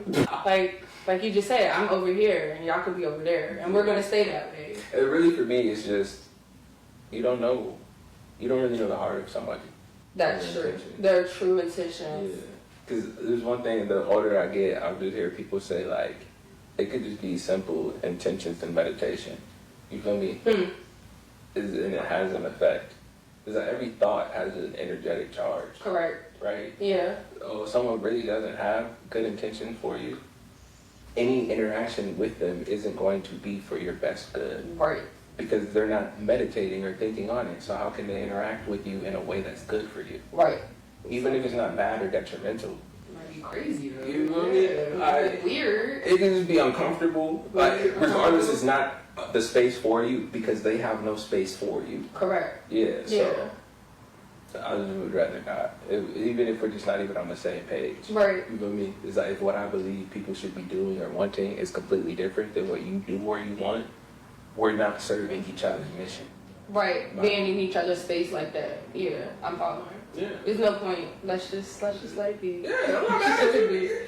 No hard feelings, y'all. We can't coexist in the same space, though. And that's cool. That's because cool. we all have our own lane. That is true. And I feel like we all need to stay in our own. It's another topic for another day. We had a conversation today. No conversations are off limits. I don't want to do that. I'm gonna do it to you. I hear you though. Look, don't let me encourage you to be unhealthy. Oh, I mean, we kind of were already talking on it. You silly. You gonna swell up like that? Yes, I'm like a roly-poly oly, y'all. You're silly. Do y'all know that? Do you remember that cartoon? Okay. No, I used to look like that. Okay.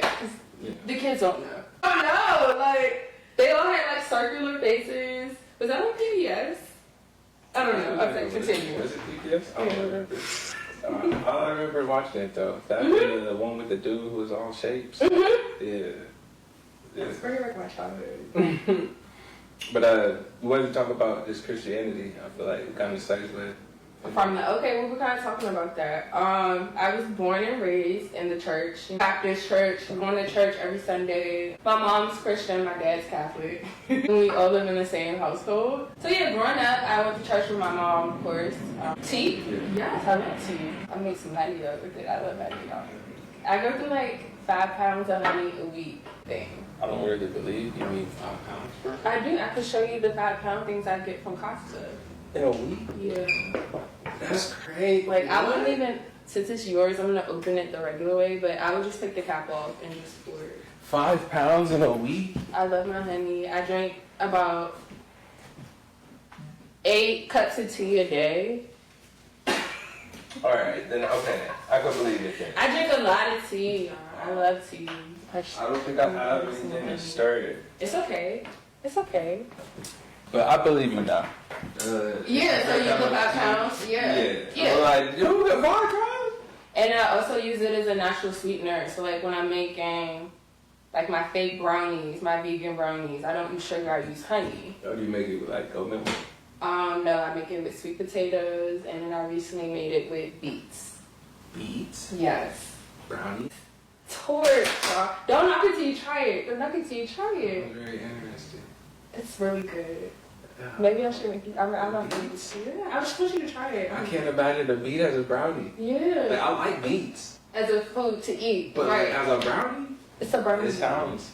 I don't know. If I didn't hear that, I would have never. Who thought of that? I guess a vegan person. So you know what I'm gonna try with? It's something that has no sugar in it. No, it's like, Right, it's not. what? What made you turn the beet into a brownie? You know, people should be trying like trying to find different ways to cook foods, like all these different variations of ways you can cook foods. You know. No, I hear you. That's something else you said you wanted to talk about. Is different like substitutes. Okay, we'll get to that after. Yeah, so I was like going to church every Sunday with my mom, a Baptist church, and I don't know what to say, like, I kind of felt like I was forced, but like, it's just like, come on, like, get ready, we're going to church. And I'm like, You didn't have a choice. right. And so when I graduated, and then I went to private school growing up, and it was elementary and middle school was a Baptist school, and then high school was a Catholic school, which I'm glad that I got to experience both, just to see. I mean, I'm still a Christian and a Baptist at the end of the day, but I respect Catholics and their church and how they do stuff a little different. I respect it. I can get with it. Like, I went through it. Like, after I graduated and went to college, like, I was not going to church. Like, you know, I was, like, living my best life. Like, I didn't have, like, somebody to drag me to church. And then after I graduated college, went back home, I still wasn't going to church. I think church really became a thing for me, and me like wanting to go myself. 10 years of like just like consecutive just like drama and trauma and just like bad experiences and like just stuff going on, and I think like that 10th year I was like, okay, something has to shake. Like something has to shake. I have to get closer. I gotta get back with God. So I started like praying more. I started going to church. Like, it wasn't the church that I grew up in, but I found a church that was for me. Like, it was like, you know, like younger people. Because I just don't like, I do like old traditional churches. I just don't like judgy people in church. Like, why are you judging me for coming in here with jeans and a t-shirt? Like, I'm here at church. Like, just because I'm not dressed to the T don't mean you're supposed to look down on somebody. Just because they come dressed looking crazy, they might not know the Lord. And then when they get to know the Lord, then their whole life, how they come to church, how they dress is going to change. Like, I hate that old traditional, I'm going to judge you and you need to give. I mean, you do need to give like tithes and offering, but I hate like them churches that are like you know I'm going with this. Like, I need $1,500 in this offering plate by the end of no, you don't. There's two things I want to talk about. Okay. No. They're good. Because one is the ties, the idea of ties. Okay. But then also it's like, it's not even just the old school like mindset. One thing that I realized is like, I worked at a church, right? Okay. And I want to say I do media. Okay. That makes sense. Media. But they brought me on like full time, so I was at the church 4 or 5 days a week, sometimes 6, because I would be there Monday through Friday and then Sunday. That's a full-time job. Yeah. You feel me?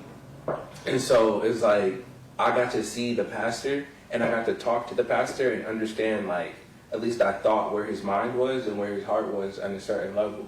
And then seeing the people who worked with him and the people he appointed to different places, some of them made sense, others I didn't understand, right? And then once it came down to being there long enough to actually, you know, hang out with one of the people that was a 2, 3, 4, 5 year long member, and then hang out with someone else who was a 2, 3, 4, 5 year member, and then hang out with someone else who was twice the age and also 5, 10 years deep, and then see his whole family who grew up like in the church. Yes.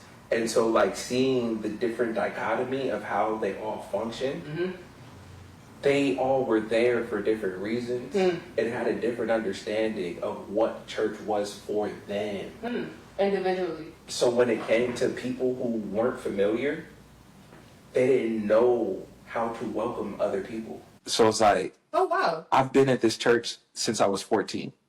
I grew up with the pastor. Okay. And I grew up around people who were in church.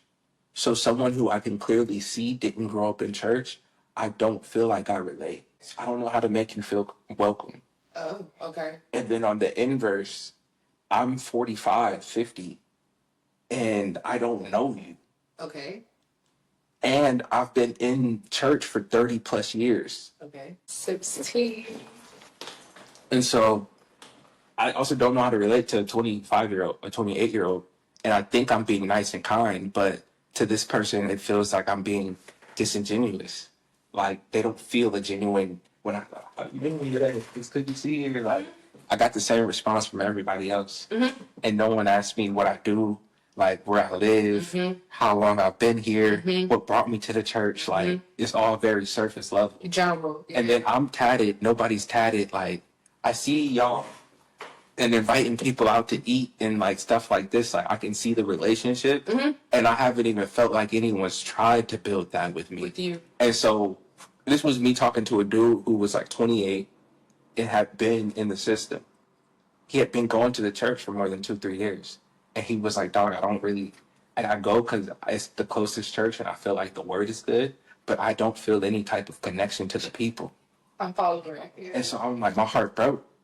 Being somebody who was born and raised in church, and I understand people. Because it's like, I don't expect none of them to meet me at my level, because none of them, it was a lot of YC people. Okay. So it's like, they don't even see me the way that, I'm not even expecting them to meet me there. Right. But for him, he's expecting this to be loving open arms, but they're like, who is this nigga with the neck tat? Oh, wow. Who's this 6-foot buff white boy with a neck tat? A man. And so even the people who are our age, they've never been around people with tats. Okay. So it's like, he just felt like they felt some type of way and just even saying hi. So I'm like, bro, it's so ugly that you get so used to the church, you don't even know how to make somebody feel like they allowed at the church. Right. And you're not even doing nothing. So you think. But that's the problem. Like, I see why you put that in there. Yeah, because they don't think that they're doing anything wrong. but people don't want to stay because they don't feel comfortable. Right. A lot of people, yeah, especially like in our like generation, yeah, when it comes to church, like Yeah. And like you said, like feeling like you're being judged or looked at some type of way. Right. I don't like that, and I don't like when they do it to other people. And I kind of, that's sad that he didn't even feel a connection. Like your friend going to that church for, you said like 2 or 3 years already. Yeah, ain't that longer than me. Wow. And part of the reason he wanted to kick it was so he could ask me how did I feel about being at the church, and why did I worked there. It was like, so you must see the people like you feel, you feel me? Like, do you feel like your colleagues, dog? Did you feel like that? I could see the fact that certain people try. In the church, when it came to you. Okay. Because the person who came, look, like, again, he's the homie to this day. Okay. To this day. But the person who sent them, it's like, now I question your whole motive. Yeah, what are your motives towards me now? Like, From the very beginning. Because it wasn't what I thought. some strange people. But no, I don't know. I feel like, again, it speaks more to the heart of people than anything else. And people are going to have their own preconceived notions and thoughts about what's going on, Regardless. Yeah. how things are supposed to go and shake out. So all you can do is your best. Keep it pushing. That part. I've noticed that, yeah, people are going to have the pre-notions and pre-thoughts about who you are as a person. And you haven't even had a whole conversation with me. You don't even know me for real, but just based off my appearance, it's like, oh, she's like that, or he's like that, or he's that type. Like, no. You cannot judge a book by its cover. I stand 10 toes on it. I think the problem is that when it comes to the church, though, is people expect the church to be accepting. And open arms, and we welcome you all. Shapes, different sizes, colors. Well, it's not always the case. What's the vibes when I actually get in there? What's the vibes? Yeah, and again, though, I had to realize that part of it is when it was people who had been there since they were 12. It's part of it is, I feel like, a religious spirit and partially being judgmental. You feel me? And the sense of feeling like I can't relate. It's because you're judging either your experience or theirs.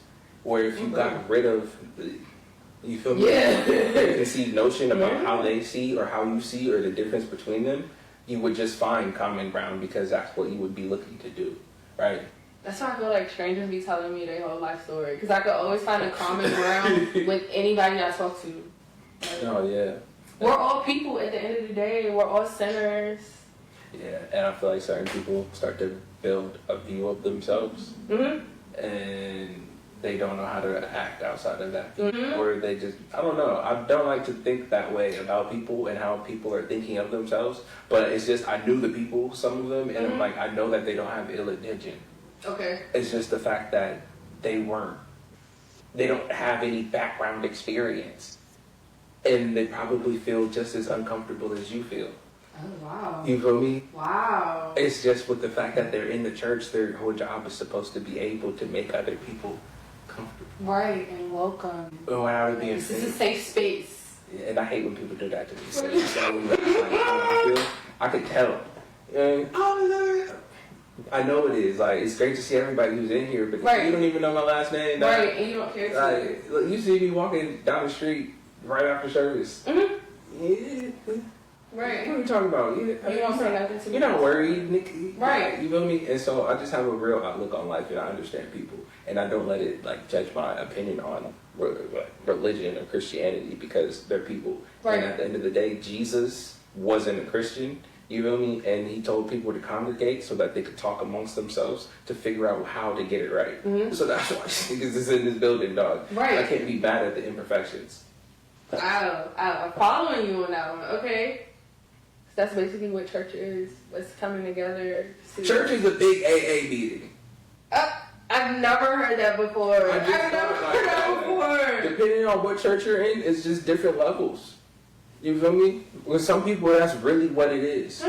And that's one thing I realized when I was like, not everybody who's looking to get the same thing. Because he was looking to get communion. Other people had found the Savior. You feel me? Right. Like, they weren't doing rugs. Like, they weren't drinking themselves to sleep.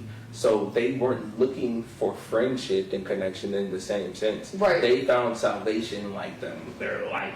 Right, in the church. And that's why they continue to come. Exactly. As opposed to other people. We're looking for community. Yeah. Or other people who are just looking for like-minded individuals Right. who were Christian. Right. So it's like, once you realize that not everybody is there for the same reason, you start to judge the effectiveness of a church differently too. And I feel like some people... This goes back to the bigger picture. I'm following. I got you. And my head is always like that. Once I start to understand something, I can't be mad about it no more. Okay. Even if it irks me, Inside. you feel me? It's not easy. Look, ask anybody who knows me how many rants you've seen me go on. Yeah, did that make sense, bro?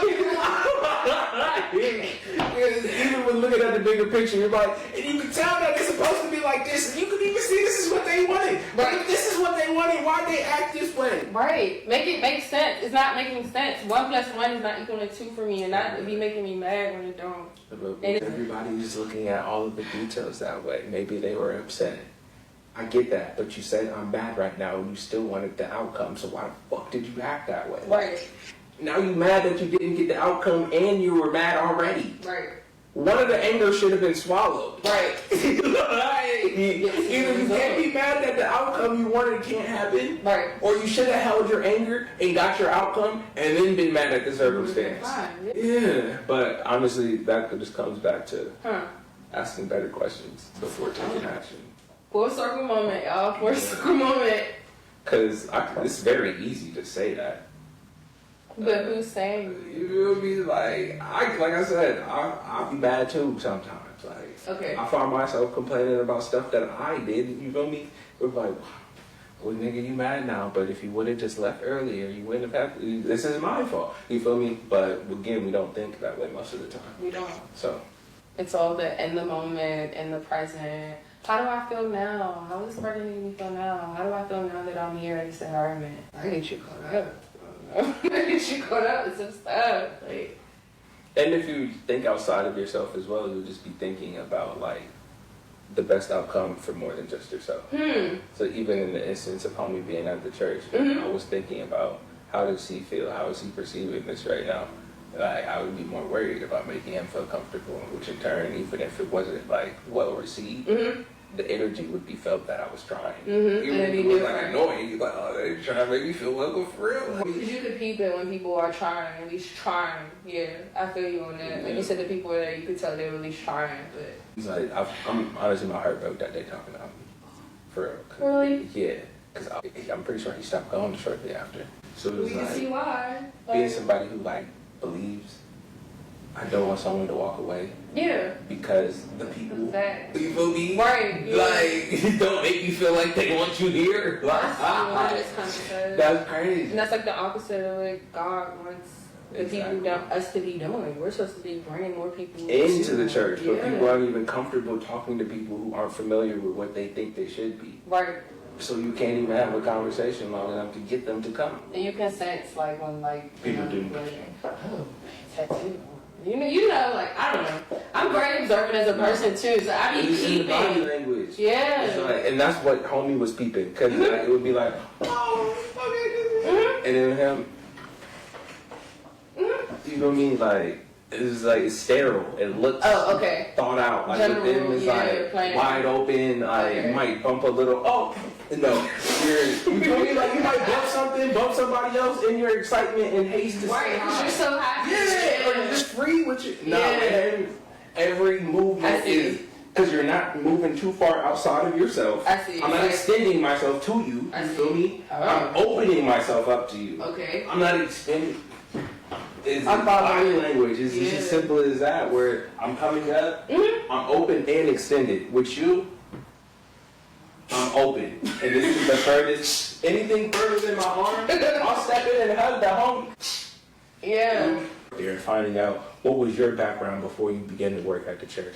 What did you do before you worked here? You feel me? And then watching the way they interact with people differently. You feel me? And so it's like, I was born and raised in the church. Any message that I'm getting, I've heard a variation of it. Yes. So time before. I'm looking at other stuff other than just the word. Correct. To figure out what's going on in this church at this point. This is like the 5th church I've been to for more than 10 times. I'm not pressed about who's singing what. Because I've heard the message already from a different... I want to know if the message is on point or if you make sense. It's accurate. Some people keep saying, you hear? You feedback. Why you want so much feedback? You're supposed to be feeding us. Right. I don't got nothing to say. Get to the point. You're crying. For real, like, why you keep stopping in the middle to make sure it makes sense? I guess they want that like validation. Right, you should know. Yeah. You supposed to have the conviction of the Holy Spirit. True. What you need so much certification back from us for? They wasn't hooping back this much, so I don't. Bruh, yeah, you feel me? The crowd is kind of quiet today. I don't know what's going on. There's some people, but that's a good thing. Other people, you need to say something that's gonna have them more enthused. Other Is times, it entertainment? Like, what is this? the validation, like you said. Yeah. Like, as a person, their humanity comes before the word, and is okay. Did I feel like I did what I was supposed to and got the response that makes me feel like I'm doing what I'm supposed to? Sometimes I feel like you're not going to get that response, but as long as you putting out what's from the word, that's all God really wants. And that happens in real life too, because we're all, in some way or sense, if you're doing what you're supposed to be doing and tapped into what you're supposed to be, we're supposed to be living out the storyline that God already created. You feel me? Yeah. So we're bringing forth His will, Right. as long as we're in line. And so anything that you're doing, you shouldn't be comparing it or waiting for validation. Because the story is already written, you've been given permission, and you're not here for other people's approval. Right. You're here to add your addition to the story. Correct. And about the storyline He already created for us. Because He already created it. So like, if you're doing it, you should already have the conviction that this is right. Right. Not from, you don't need it from other people. Not everybody has to tell you that that was right, or that was the correct way to look at it. And sometimes people aren't going to tell you you're right. They're not. So you might be saying the right thing, the message might have been perfect, but you sitting here worried about who thought it was also perfect, that you don't even want to continue the topic because people didn't give you the feedback you wanted. Right. You don't want to continue with this task because you didn't get the feedback you expected. You don't want to continue to learn the craft because it didn't come as easy as you thought it was going to. I don't know. I feel like anything that comes easy is not long lasting. It's not good anyway. Like, if it come that easy, I don't want it to. I don't know. Is that like an old way of thinking? I don't know. I've never had that way of thinking, but I would say I do believe hard work is going to always give you the outcome. But I've had to learn through my time that hard work isn't the only way. It's not. It's not. There are definitely other ways, and it can be an easy way. But I don't know. It's always coming easy, or I think mainly when stuff sounds too good to be true. Like, I hear you. I just proceed with caution. Sometimes I don't want to go that way. I feel like sometimes that is too much of people's story, though. What is? Proceeding with caution. Why? Because in the caution, you decide not to take action, or you miss out on actions that could have been beneficial, and you don't find out because you Proceeded with caution. too much. Okay. And I just mean that because for me personally, doing this right now, I don't think I would have been doing if I stayed where I had been, right? Likewise. And I didn't proceed with too much caution when I left, right? You didn't or you did? I didn't. Okay. So was it the best move? Possibly not. Okay. But in the long run, did it work out? Yes. Yeah. If I had taken too much more caution, I might have never moved, or it would have been prolonged. Okay. So like, I still might have got to this point, but it took me 4+ years of being out here to do this, right? Okay. No, I wasn't even in the studio. Like, Really? So yeah, can I ask, what were you doing when you first came out here? it's everything. The very first thing I did when I moved to Cali, I was selling phones. Phones. Yes. I wouldn't So, have thought of that. Like, phones. I worked for, it was pretty much like they call themselves like a promotional service, like a PR company. Okay. So pretty much they have clients Okay. and they help their client get the product off. Okay. At this point in time, the client was mobile phones and had been for like 5-10 years. You feel me? So technically I work for cell phone providers. Basically. But it was a third-party company, and they recruited us as PR agents.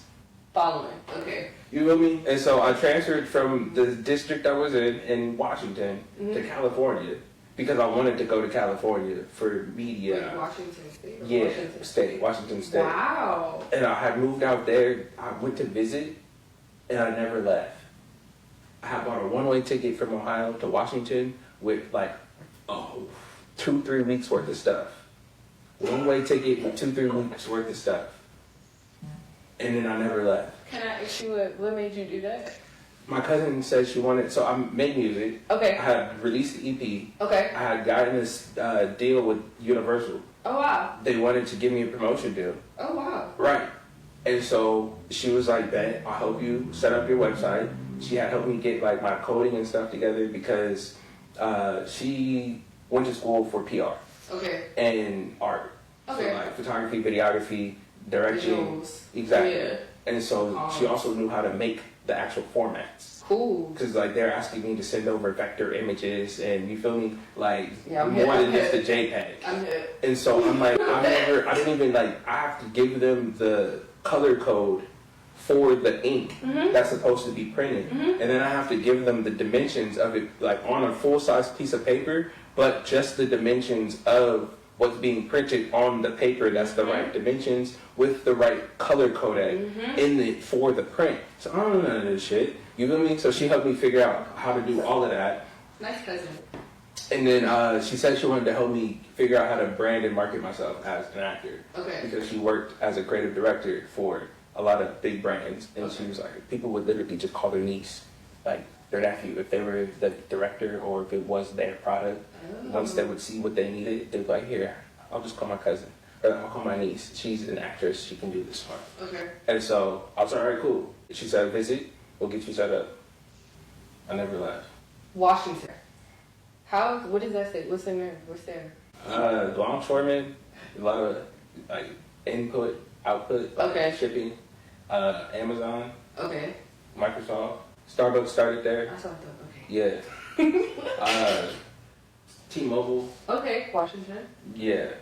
And so with that being said, they had a decent theater scene. One of the top 10 in the country. Right. Who knew? Right. Like, what? And so that's what. Do I need to go visit Washington? And you could Would you work. recommend like going to visit? Like, would you? I would definitely go visit, but I would say this. You have to have in your mind that you're going to figure something out, right?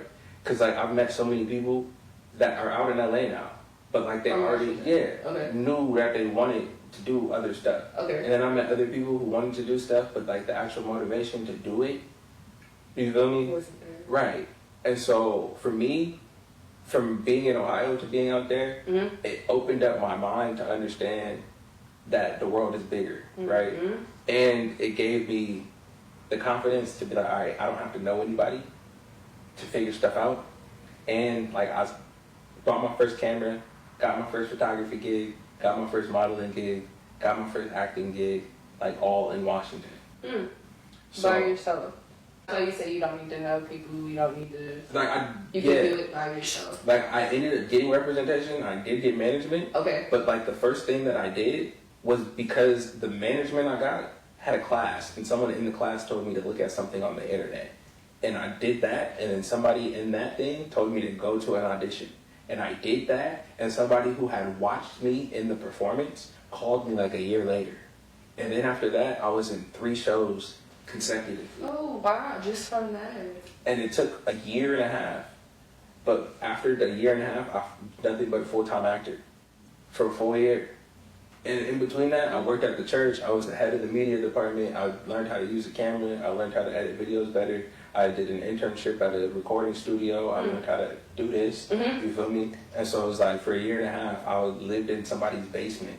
I don't want to say somebody's basement. I rented it. You feel me? I had a lease. I rented out the space, but it was in the basement of a multiple like roomed house, right? And I was there for a cool year and a half, like Learning. every day, Learning. just learning something Okay. every day.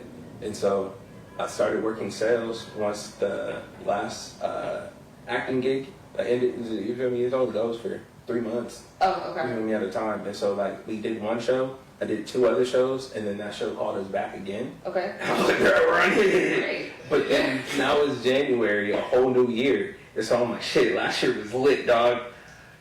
Are we gonna do that again? Alright, bet. In hindsight, let me get a job real quick. Okay. And I started working sales. I'm good with talking to people. Right. It comes naturally. Yeah. Yeah. COVID happened, had to make a furlough, still getting paid. Okay. Started getting COVID checks, stacked up a couple bands. And I was like, shit, man, I'm tired of this. Like, if we did it here, we could do it in LA. Mm-hmm. And so when I got to LA, I transferred sales job. Within 6 months, no job, unemployment, running around, doing media work, camera work, modeling whatever I could find, $100 off of Craigslist here. Mm-hmm. Like, I started working at Macy's at one point. Mm-hmm. I did everything. Mm-hmm. I did door to door.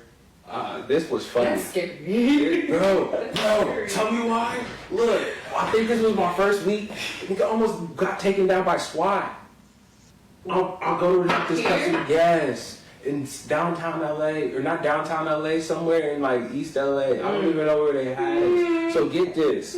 They told us that it was a managerial developmental program. Okay. Alright, bet. So you're going to teach me to be the boss of some shit. Yeah, right. Everybody got hired at the same level. And we were learning to be account managers. So, bigger picture, these niggas sign government contracts to do things. Got you. And then they break off bits and pieces of the money Right. to other people to get the task done. Right. This task was Obama phones, essentially. Obama. The free phones, if you have any type of medical service, Medicaid, Medicare, Medi-Cal, EBT, Social Security, if you have any state-provided assistance, technically you qualify for a free device. Yeah. Who knew? And you can... This is during his term. No! The program's still going on.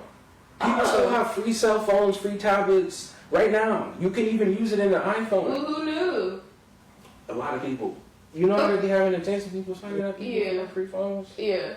Is that what you're talking about? Okay. We ain't gotten to get into it. Okay. Government contract. Okay. 50 bands. Okay. All you gotta do is get so many units at home. Oh. But there's a kicker. You get the money and you sign up to take on such sort of responsibility up front. However many phones you said you're gonna get rid of, you gotta get rid of them, boys. And that's fine. But What if you don't? I don't know. I don't know. I never got the Did you? contract. Okay. You know? Alright. Cause look, they had us going door to door. 80, like this, the weather it is right now, door to door. And they had us in, look, I'm walking up on so many Hispanic people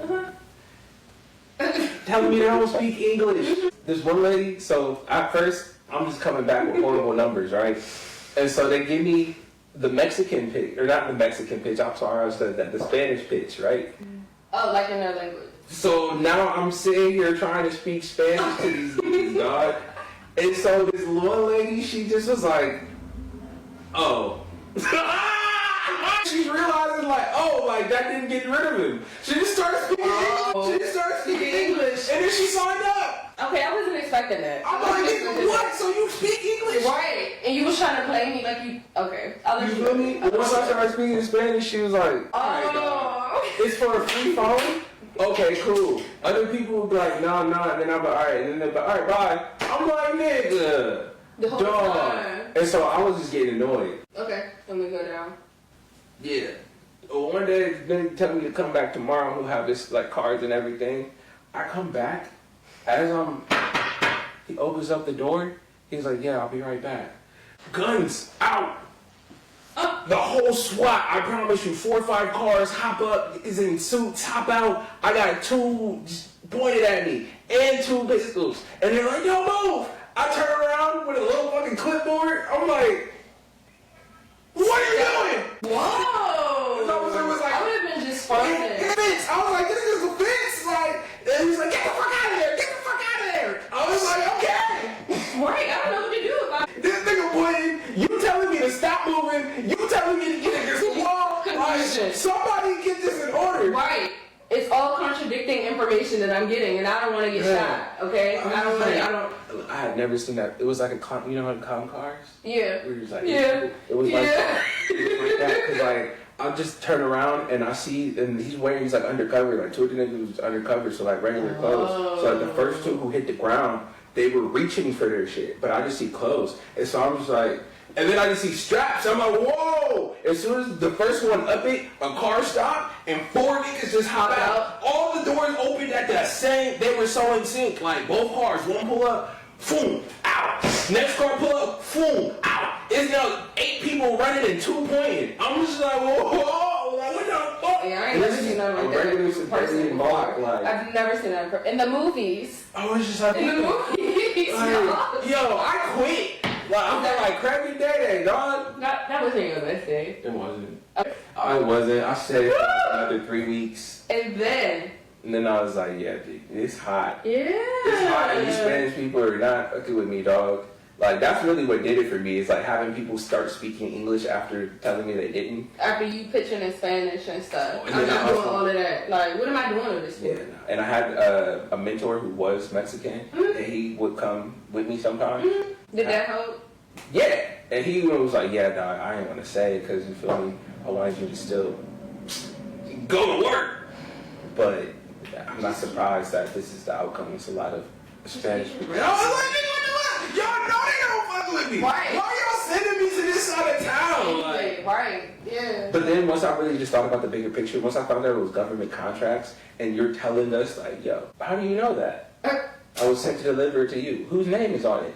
Since it's sensitive information, they don't give us the actual person's name. That's why I have to verify it to them. Yo, this shit is crazy. But how much y'all get paid to do it? And y'all got me going door to door for how much? Alright, look, we need to reconfigure these numbers, dog. Especially y'all got SWAT pulling up on me like I'm a young black man in the middle of That's LA. what I have to say. It could have Just been being my black. I was making it, you feel me? Yeah. It make a play. Right. Oh, good outfit. Like, nah, we tapped his phone, we heard the conversation. You were here yesterday, right? Yeah. You was here yesterday, right? You were supposed to come back at this time. I was like, that shit crazy. Y'all got it. And just being black, like you said, like just stuff be going left real quick. Real quick. I don't want to put myself in a position with stuff be going left. I try to avoid those situations. I was really scared as fuck. And I can see why, yeah. Like, thinking about it even now, I'm like, yo, forget losing my breath. I lost a lung. For real, like, I have never had, look, I've had a strap pull before. Okay. This nigga had the, you feel me? Machine gun. Like, it was a machine gun, Yeah. but I don't know if it was a shiny long. All I know is 2 of these niggas had guns like this, like, I was like, yo, they put up deep. It was almost like, Coming back. I was about to say, if he knew what was happening, it was like he knew, like, all right, Something was I need to walk away. Yeah. And honestly, I can't even remember what happened. I'm pretty sure they just ran inside because the door was wide open.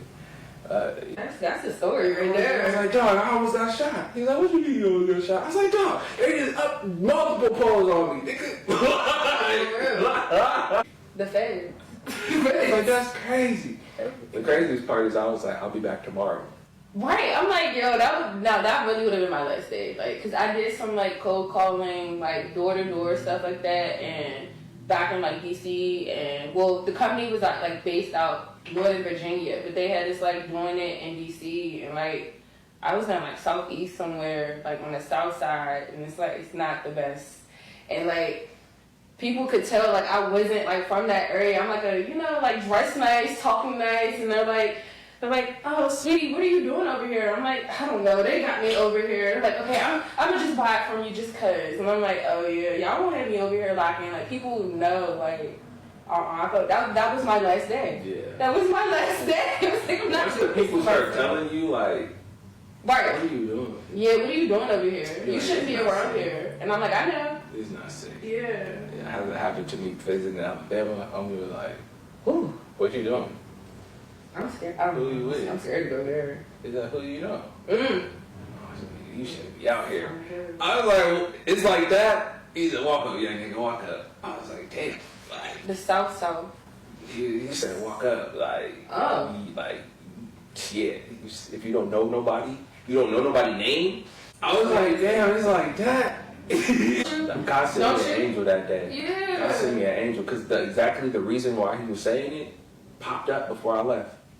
Literally, he was like, "That's exactly the guy I was talking about." He was like, "Walk up, walk," and then niggas started yelling like, "Yo, who that?" Yeah. And he turned around to go meet homie halfway. Oh yeah, that was something on there happened fast. And he was like, "What you doing out here? You don't know nobody? Oh, you should be out here." Yeah, come on. Yeah, this nigga out here, he be robbing everybody. You be robbing stupid. You shoot niggas too. If he don't know you, you get impressed. I said, what? He's like, it's cool though. You with me right now.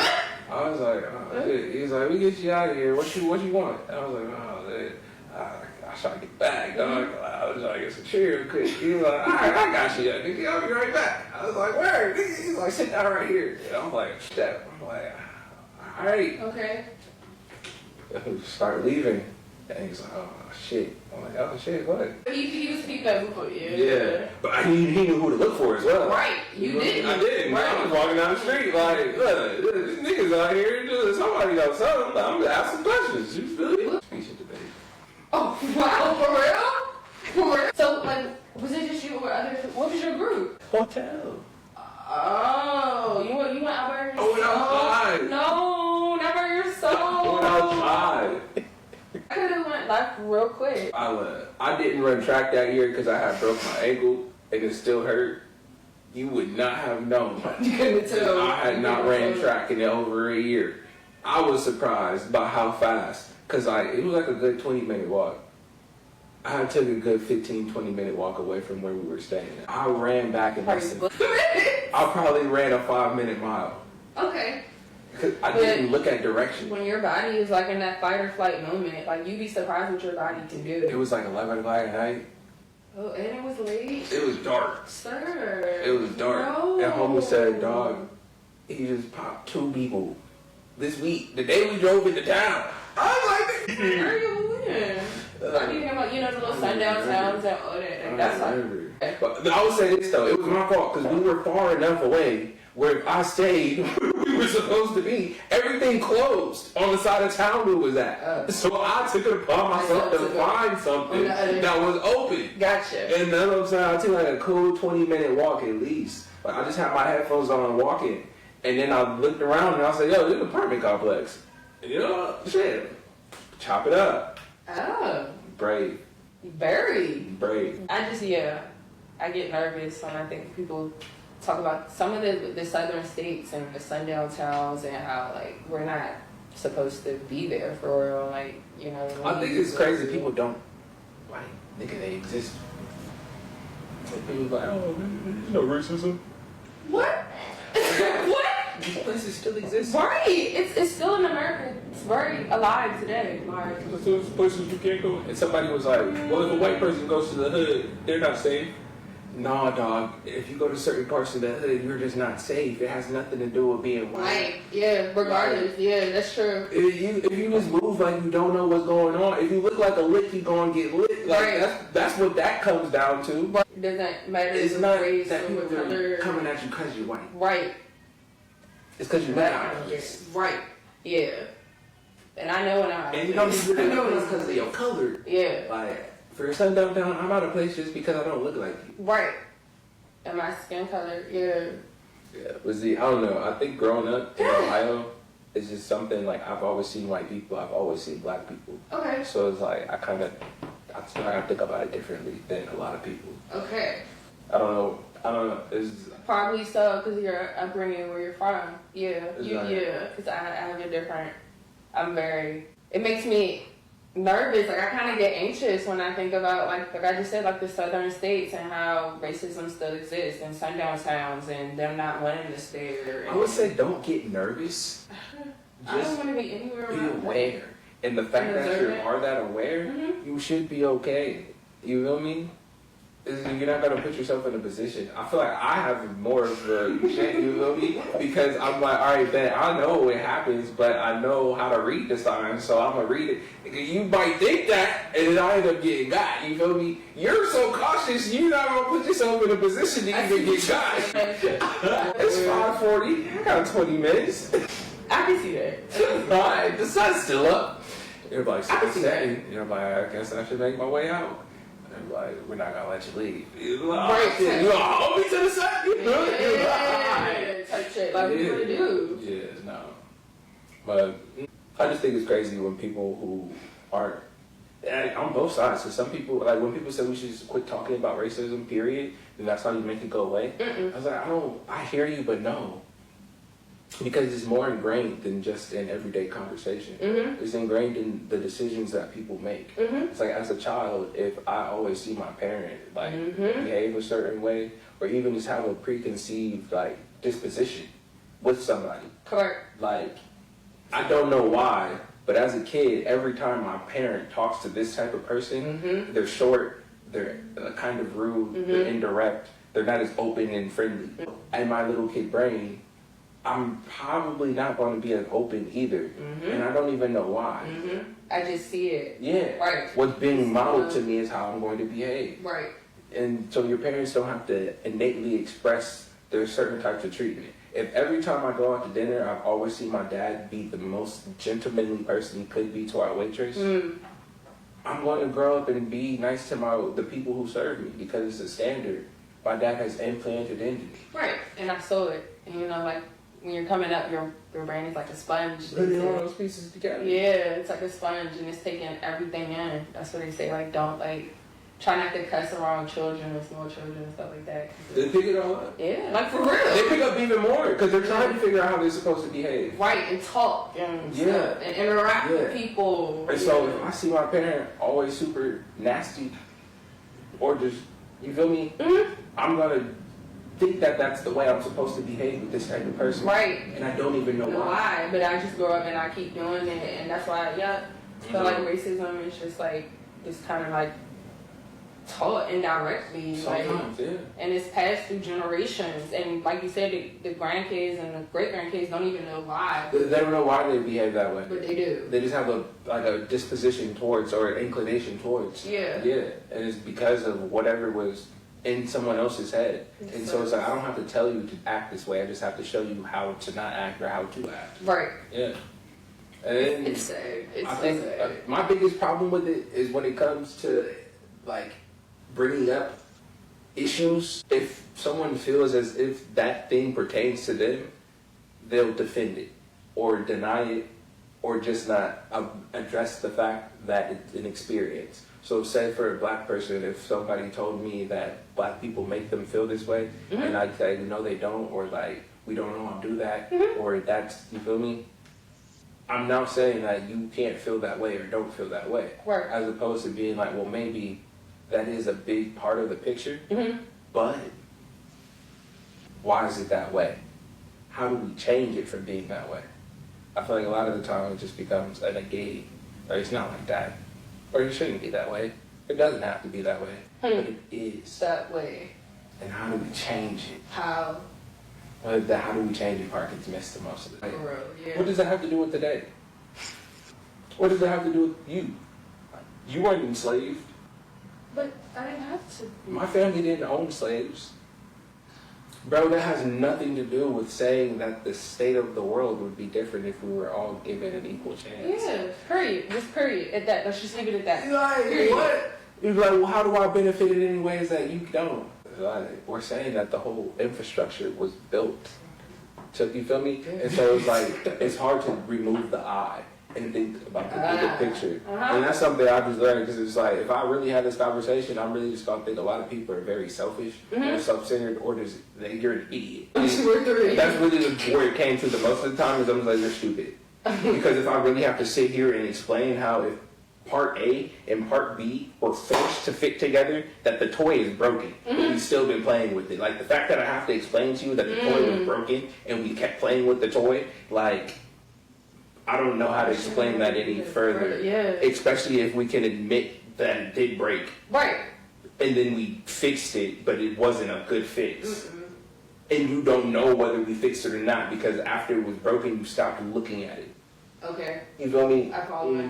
Race relations will announce that it's broken, and then if it's not directly affecting you, you dismiss it. You kind of just like turn the Yeah, like, but the toy is still broken. Right. You just don't have to play with it every day. right. So it's not a concern to you or anything. And so once I started realizing this is not of a concern, I was like, I'm not even gonna get as frustrated because you're done. If I have to explain You're why right, it's a you're problem. You feel me? Like this is something you're not supposed to connect. Or you just don't want to. Right. You really just don't want to. Sometimes. Like you're choosing to not let this make sense. Ignorance. And that's how I feel like a lot of people unfortunately are on it. It's like it doesn't make sense because they don't want it to. That's what I was going to say. You don't want it to. Yeah, and that's just you personally. That's the sad Don't thing. let those type of And people be I feel greedy. like a lot of the okay people just prefer to stick, you feel me, to themselves. Okay. Because that ignorance, at a certain point, you can't claim it as being ignorance. You feel me? Like you're choosing to not be aware. Okay. Okay. So you would rather not address what I'm saying is an issue or a problem because it makes you uncomfortable, or you feel as if you're being forced to come up with an answer or solution, and you either don't want to, or you don't like the way that it makes you feel. You feel me? Like Heavy literally on the the- conversation turns into that, but I don't like that. This makes me feel That's what I was bad. about to say. I hear that a lot. I feel uncomfortable talking about this. I don't want to talk about this respectfully. Like, no. Yeah, I'm like, why It makes do me you feel feel bad? uncomfortable. Yeah, like, what? If you truly know you're doing everything in your power to not play into it, Right. and you don't feel as if you're benefiting from it, Right. Why do you feel so uncomfortable about it? Make it make sense. One of the two things you just mentioned. Yeah. if it didn't exist, Right. if it wasn't real, people don't get strong opinions on like Stuff false like that, things. yeah. You feel me? Yeah, I do. Yeah, and I don't know. Again, and this is from having a lot of white friends and then understanding black people. You feel me? Like, and I will say this: I had a lot of black people who didn't think that I was black. Like, you feel me, or think that I was. Have you been called an Oreo before? Kind of. I have. Like, yes and no. Like, no one's ever really wanted to blatantly disrespect me that much. Okay. But they were just like, you're different. Okay. You feel me? Like, it's the same thing, just in different words, because Right. you don't know how I'm going to take Take it. it, yeah. Yeah. You You feel me? Like, we don't want to make you mad. What? Hanging out with just black people? Like, I mean, if you talking shit, you gonna talk shit, right? Right. I'm not worried if I know we talking shit.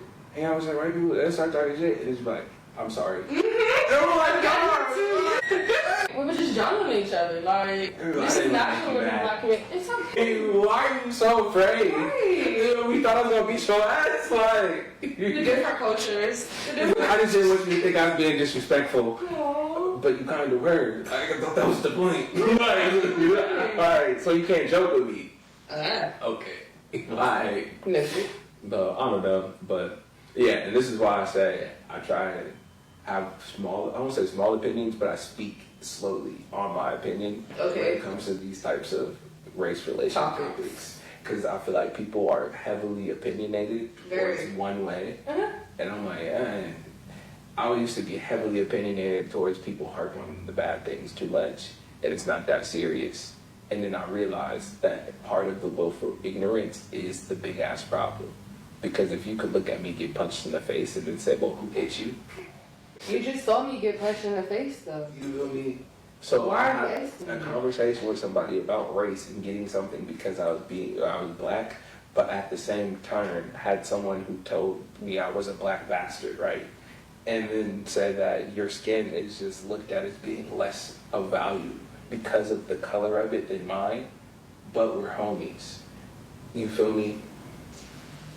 So I'm like, yo, I don't understand any of the rhetoric that just came out of your mouth. And I have way bigger fish to fry Okay. than to worry about how racist you are or not.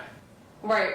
On a scale from 1 to 10, how racist are you? And I think you're trying to justify having racist ideologies Too much. and not wanting to live them out, but also embracing them as innate truths. I'm just worth less than you Y'all can't have that. because of the color of me. Make that make sense. And it doesn't. Like, and what does that have to do with our education? Nothing. Because I'm passing classes just fine. Like, what? Like, I'm not dumb. just because the color of my skin. Oh, you don't have to be anything but being down work smart. You're just not working enough. I'm like, girl. Oh wow. You feel me? Like, You think like that? what the fuck is this conversation? Why do you even bring this to my door today? Yeah. Like, yeah. And so having that conversation with somebody who would tell you they're not racist just made me realize, like, look, it don't matter if you racist or not. Like, you still don't understand it. I'm just sit here and try to make you understand it. Yeah. I'm just not. Yeah. Blue in the face trying to make you understand equity and equality. Why would I do that to myself? You said blue in the face. Nah, the older I get, also I just realize, like, I feel like America is way more set on old values and ways of looking at people than we like to admit. And even just like when it comes to like what a woman is, what a man is, what equal is, what hard work is. It's like if someone is working hard physically, we're just going to look at the hard work different than somebody who spends all day on the computer. But it's still hard work both ways. Do you know how to code? That's hard. I do. It's hard. So, like, you understand? It's like, hard. it's like you couldn't even sit here and look at this list for an hour and then pick out the right things. So why are you mad at the person who can't lift up 100 heavy things? Pick your heart. Yeah. And I feel like we're all different for a reason. You just putting in hard work. Who would do the coding? Who would be behind the computer? Who would be, we're supposed to be different. Yeah. As we start comparing. Shout out to the America, the states. We're not united, y'all. We're not united. Every part of the country lives in a different country. I stand. Every part of the country lives in a different country. Yeah, they New all York, little, Chicago, Philly, DC. they live in a different country. Versus Florida, Texas. And then you have like Indiana. I've been there. Whenever people talk about Indiana, dog, it just seems like it should be on fire. I've never heard anybody say that, but I can see why you It's say like all the most out of pocket random stuff. I feel like it happens in Indiana. And I'm like, what? I was going to get through that because I haven't been to Ohio, but on my way to Indiana, we drove through and stopped through Ohio, and I kind of got to, see. You probably be like, what? Yeah. Like from 1 hour to the next hour, you're like, nigga, what the fuck? Like, it's a bunch of potholes and broken down cities, and this feels like a forbidden, never touched forest. Like, yeah. Yeah, it's different. It's different. It's definitely interesting. I haven't been to anywhere like Ohio yet. Still, I haven't either. I've been to places where I get both. Okay. Because it's like super chill. Okay. Open plants, nature. Right. But even like the nature there isn't like the same as if you're in the middle of nowhere in Atlanta. Okay. Like, it doesn't feel like you feel me. It's so southern. It feels country. Yeah. Like, and Ohio's not country, but It's not. It's small town country.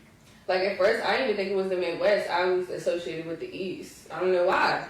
People always ask me, is it the Midwest or is it the East Coast? What do you say? I say both. Okay, and I can see why. Yeah. And I used to say both. I feel like it could be both. I don't see it as being a whole Midwest state, and I don't see it as being a whole East state. Like whatever you consider Indiana, like Indiana is close to Ohio. It's the same in my head, but then it's also near Virginia. So I'm like, nigga, I don't know, dog, because like it touches Virginia. Indiana's right there. Yeah. Chicago's right there. Like I don't know. We're both. You put us where you want. Sure. Philly is right there. It is. Pittsburgh. Yeah, it's right there. It is. Like these are all 8 hours or less. I say East Coast because all my family is from New York. Okay. And I grew up in Ohio, so I like to consider the East Coast because I feel more familiar with East Coast ideology, right? But then we in the Midwest, so everybody I grew up with who was from Ohio, their family is from somewhere in the Midwest for the most part. We're in the Midwestern states. Right. They're not from. I didn't meet a lot of people whose family was from Chicago or from New York. On the East Side. Unless they were around the same age. So like people whose family were from, they have been from the other side, like 2, 3, 4 generations type. Me being in Ohio, I'll meet like maybe 5 people who they grew up in Chicago and now they live in Ohio. Wow. But most people like their family was from Ohio. Got you. Or their family was from the next state over. The Midwest Like or fucking Canada. Yeah, I didn't meet a lot of people with parents from Philadelphia or Chicago. Because nobody wanted to move from, you feel me? I'm not moving from Los Angeles to Ohio. I'm not moving from Pittsburgh to Ohio. You Like, don't hear that a lot. yeah. You don't. It's kind of like, you know, one of those states that's there. This is there. What is Ohio known for? Like, you know, The Buckeyes. other than LeBron that, James. like, what's there? What do you? Jelly. Okay, jelly, really? Smuckers. Oh, they're there. Okay, cool. And Yeah, Gojo. some stuff. What's that? Next time you go wash your hands in like a gas station, the soap probably came from Ohio. Really? There's a big factory called Gojo. Okay. And it wasn't until after I graduated college I would be in bathrooms and I would look down and I would start laughing because the factory is in Ohio. And this, I guess this dispenser is Gojo or something? Yeah, or like sometimes it'll be on the dispenser or it'll be on the bag. Yeah, I just said Gojo. I'm like, that's crazy. I didn't even know. Right. Yeah, and I worked in a rubber factory at one point. In Ohio? Yeah. So rubber? And yeah, Michelin. Tires? Mm-hmm. Okay. One of their biggest contractors. Ohio. Yeah. Yeah. Random. I don't. Very. It's stuff that nobody would Very random. on a regular No, day. but it's stuff that we all use. Yeah. Yeah. And need. Yeah. So that's why I know like every state has, you know, their thing, what they're known for, what they produce, or like, you Nobody know. know it. That's the problem. It is what it is. I don't really care at this point. Ohio. Shout out to Ohio, y'all. Shout out to Ohio. Ain't Paolo from Ohio? Yeah. Shout out to That don't Ohio. count though. He left before he was even a teenager. Still. Right. He's from Ohio. He's not from LA. He's not from Virginia. He's not from to Atlanta. claim that. Right. He's the claim that I used to think he was from Atlanta, but he's not. Like, I was like, he left when he was like 4 or 6. okay, so I see why you okay. I'm not gonna say not, but it's like I don't care. We take MGK. I'll take MGK more than it. Okay, MGK is from, but even somebody said he's not from Cleveland. He's grew up in Cleveland. but so he's from Ohio. I don't even remember. I think like he grew up in Cleveland, but somebody said he wasn't born in Cleveland. Or he wasn't born there. I could be wrong, but I'm pretty sure like in the last year I saw somebody be like, MGK's not even from Cleveland. I was like, bro, what? His whole career was built off being from Cleveland. If he wasn't from Cleveland, we might have never got MGK to where he is. So Okay. he got to be from Cleveland for his career's sake. Like, if we change it now, his whole life is over. Right, because you done claimed it so already. I got you. Or maybe not, because Eminem didn't completely destroy him. He's from Midwest, so Eminem's from Michigan. maybe like other Yeah, Detroit. Or not Michigan, Detroit. Wait, Detroit is in Michigan. Yeah, Detroit, Michigan. I forget that Michigan is a state. I be thinking it's a city. Geography was never my strong suit. Okay. Yeah. I'm visual, so I'm like picturing like the map right now. You see my hands are like. I don't even remember. I forget what the shape of the map is. What? It's like Yeah. this. I don't look at it in real life. So like when I see it, I remember. But like to have it in my head, I see Ohio, and then I see like isn't it like Illinois. I don't even remember. I just know that Ohio is by 2 states that look similar in shape. Okay. And then I know Texas is down here. Right. And Florida. And then I know California is all the way on the other side. It's long. Exactly. And I didn't even know it was shaped like that until I lived here for like 2 years. Shut up. Oh God. I was looking at the Google map and I was like, I drove this one line? Like, this is a big ass line. I didn't realize. It's a long ass state. California. But not geography's never been. Oh, you're strong to Yeah, I just don't pay attention. It's really Okay. what it is. I don't know. It just didn't matter to me. I think that's really what it is. It's like, how do we know that this is actually the shape of what it looks like? Who looked at it from the aerial view and drew I this? guess that Right, but you know how long it's been that way? A minute. That's what I'm saying. A minute. So it's Is it still accurate? that's the I see, I'm following you. So it's Is it accurate? like, my whole life I was just like, how do you know? Like, how do I know this is the shape of it? And then it was like, why does it matter? There's a map.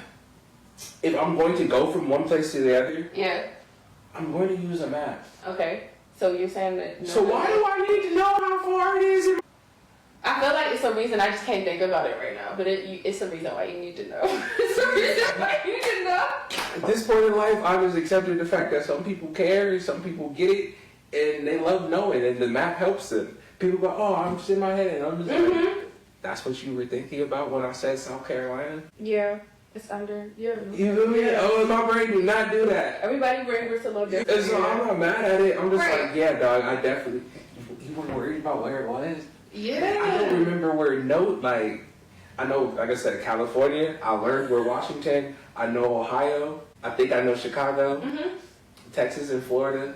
Italy. It's relatable. I'm crying. Like, you done went from outside of the US. I'm like, what? And that's why. In Canada and Mexico. Because the borderline. Yeah, and then how long you been in California? I don't know. Arizona, right? Arizona's close, but I don't even know direction. If this is California, Arizona is this way. Is this way? Nevada? I guess I know Nevada because I've driven to Nevada, but I don't know what direction it is because Washington is here. So is Nevada in between Washington and? It's like we gonna flip a map. It's like right here. I'll be lost. I'm so. Just the other day, somebody was like, "Keep walking east."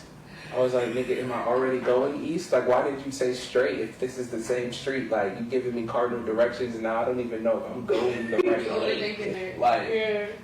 I just said, I'm gonna keep walking straight, and hopefully we meet each other. Did y'all meet each other? We met each other. Okay, good. I was already walking east. Right. But what happens when I spin the block? Because I don't remember. Yeah, is that like west or is that like south? How do you Where's the compass at? Like, I'll keep walking straight because I can see his address. okay. And this is the direction of that. I'm gonna assume this is east. Yeah, that's straight. I know. Good call. We've been having a big. Listen, this is actually crazy. Because this one, I'm gonna zoom in further because that one died. Okay. Wow. Yeah. Well, when I first started, I only did one camera. What's in the box? Open it. Oh, okay. Yeah. How'd you open the box, guys? Surprise! Oh, red. And I was gonna wear red today. Funny. Oh, there's a cross on it. God's favorite jewels. God's favorite jewels. Shine bright. Thank you. Oh, you're I'm welcome. gonna put it on. Oh, what do you think about crystals? There's a whole, like, Oh, okay. basing Is this the last one? yeah. I'm hungry. Basing it off of your understanding of Christian ideals. Like I said, when I started to like dive deeper into astrology, I started to dive deep into the crystals too. And I actually have a few. And I used to like rub them and like meditate and like all that. And then, I don't know, one day I think I was listening to something, like probably like a sermon or something. And then after that, I just stopped messing with them. Like, I don't mess with them anymore. I don't meditate on them no more. Like, I just don't. I don't think this is an actual gemstone. Mm-hmm. And it's crazy. 'Cause I picked this out to give it to you yesterday. Okay. And I didn't know that. Like, normally I give people, like, Oh. or like, what you call it? Like an amethyst. Okay. Or something. Okay. Amethyst. Mhm. I have, I have that. what you call it? Amethyst. This is, wow, it's the same thing, but pink amethyst. The like light pink one. Yeah, Okay. crystal or rose quartz. Rose quartz. Okay. I'm Yeah, following. and quartz. Quartz, amethyst, and rose quartz are all the same stone. So usually those are the most common like necklaces that I give out, and then I have all of them in bracelets and stuff as well. Mhm. And I usually give like the gemstone ones. Yesterday I was like, let me get a gift for her, and I picked up that one, and then I was like, what stone is that? And I was like, I don't think this is no real gemstone. Like, you feel me? This is aesthetic. Yeah. Yeah. And I And so like how for you this to is say like you cross. stopped wearing gemstones. Yeah. Mhm. You didn't know that though. But I didn't pick out what I traditionally do. Right, which was a gemstone. Wow. Interesting. Everything happens for a reason. Yeah, this is more my speed. And I was going to wear red today just because I wanted to be like red represents power, but it didn't match like my outfit, so I had to wear another shirt. Yeah. Do you remember what it was that you heard that made you put them down? Not really, no. I just remember like generally listening to a sermon, and I guess it just spoke to me then, and I was like, oh, like, I don't want to do. I think it was talking about like astrology and tarot reading, and tarot cards, and like putting all our faith and trust into that. And I know how I used to like meditate on these crystals, like, Yeah. like no, you can take that to just pray, like just pray, just talk to God. Like, Yeah, and that's Why am I like putting putting something those- before. Yeah. Yeah, and that's what I was saying when it comes to like using things to make your decisions. Earthly things. Yeah, it becomes your God, essentially. Yeah. It gives you your leadership and your direction. So yeah, when it comes to that sense, and like with the fact that I do have these, someone asked me about it. Mm-hmm. Bro, I was on TikTok and they're like, "Are you part of the Facebook community?" I said, "I'm gonna say no." Because I didn't even know it was a whole committee like this. Like, and it was like, I personally cannot tell people to go get X, Y, and Z to help with X, Y, and Z. Right. I'm not going to tell you to go get a rock. Mm-hmm. Like, if you're struggling with anxiety or depression or your feelings, I'm going to tell you to do some mental depth diving. Okay. Like, go talk to somebody. Okay. Figure out a coping mechanism. Like, that part. I'm not going to tell you to go buy some rose quartz to open your heart chakra up so you can have better loving relationships. Am I going to say that this can't help you have a better living relationship? I don't fucking know. Right. But the things that we say these things are doing is happening at a micro level of, I couldn't even tell you the type of signs. So for me to look into that and tell you what's working is an ability I don't have. Okay. So for me to tell you that this is going to help your life, I'm going to be lying. Yeah. Basically. Like, just take it with a grain of salt. and even if we do accept the fact that they do things and that they are helping or aiding, we can say it's an amplifier. Okay. So if you sit here sad, anxious, angry, and depressed, and I tell you to go get this rock, and this rock is just going to be an energy anchor for your energy, you're either going to hold on to the bad stuff or pull more of it in. So before I tell you to go get a rock, I'm going to tell you to figure out what's going on with you, mentally and emotionally, that makes you want the rock to make the problems go away. Right. But it's starting, let's go dig down deeper. Yeah, I like that. Yeah. To actually see why you want the rock. I'm following. Yeah. So it's like, am I going to tell you that a crystal has nothing, everything has its own makeup? I just wanted some jewelry, dog. They're very pretty. This is my birthstone. I want to rock it. Okay. How much does it cost? Oh, you are amethyst.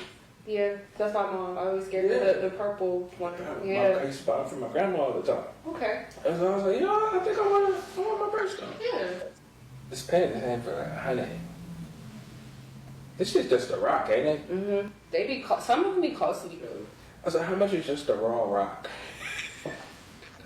The raw rock costs less than the penny. Nigga, I'll make 10 of those. Okay. Okay. Industrious. Let's get to it. And the niggas is paying the hype for that one, they'll pay $25 for mine. Boom. I got you.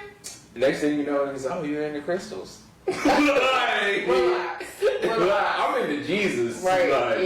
And And I don't know. I feel like at this point it's just been like a way to segue into a deeper conversation. What? Having these Crystals? Yeah. Okay, yeah. So I used to wear like an evil eye bracelet. And one girl, she was like, why do you wear that? And I was like, just because I think it's pretty. Like, of course, she was like heavy in the church and stuff. I was like, I just like the way it looked. And mine is black. Like, I don't like the blue ones. I like the black evil eye. I like black. I would ask you to say. And like the eye part. I'm like, oh, this is cute. Like, I'm not wearing it for no like particular, like to shield off any like bad energy or something like that. It's like, God got me at the end of the day. And I just had to come to realize that. Like, yeah. People lean outside of whatever's gonna that happen onto that's what happened. the other stuff.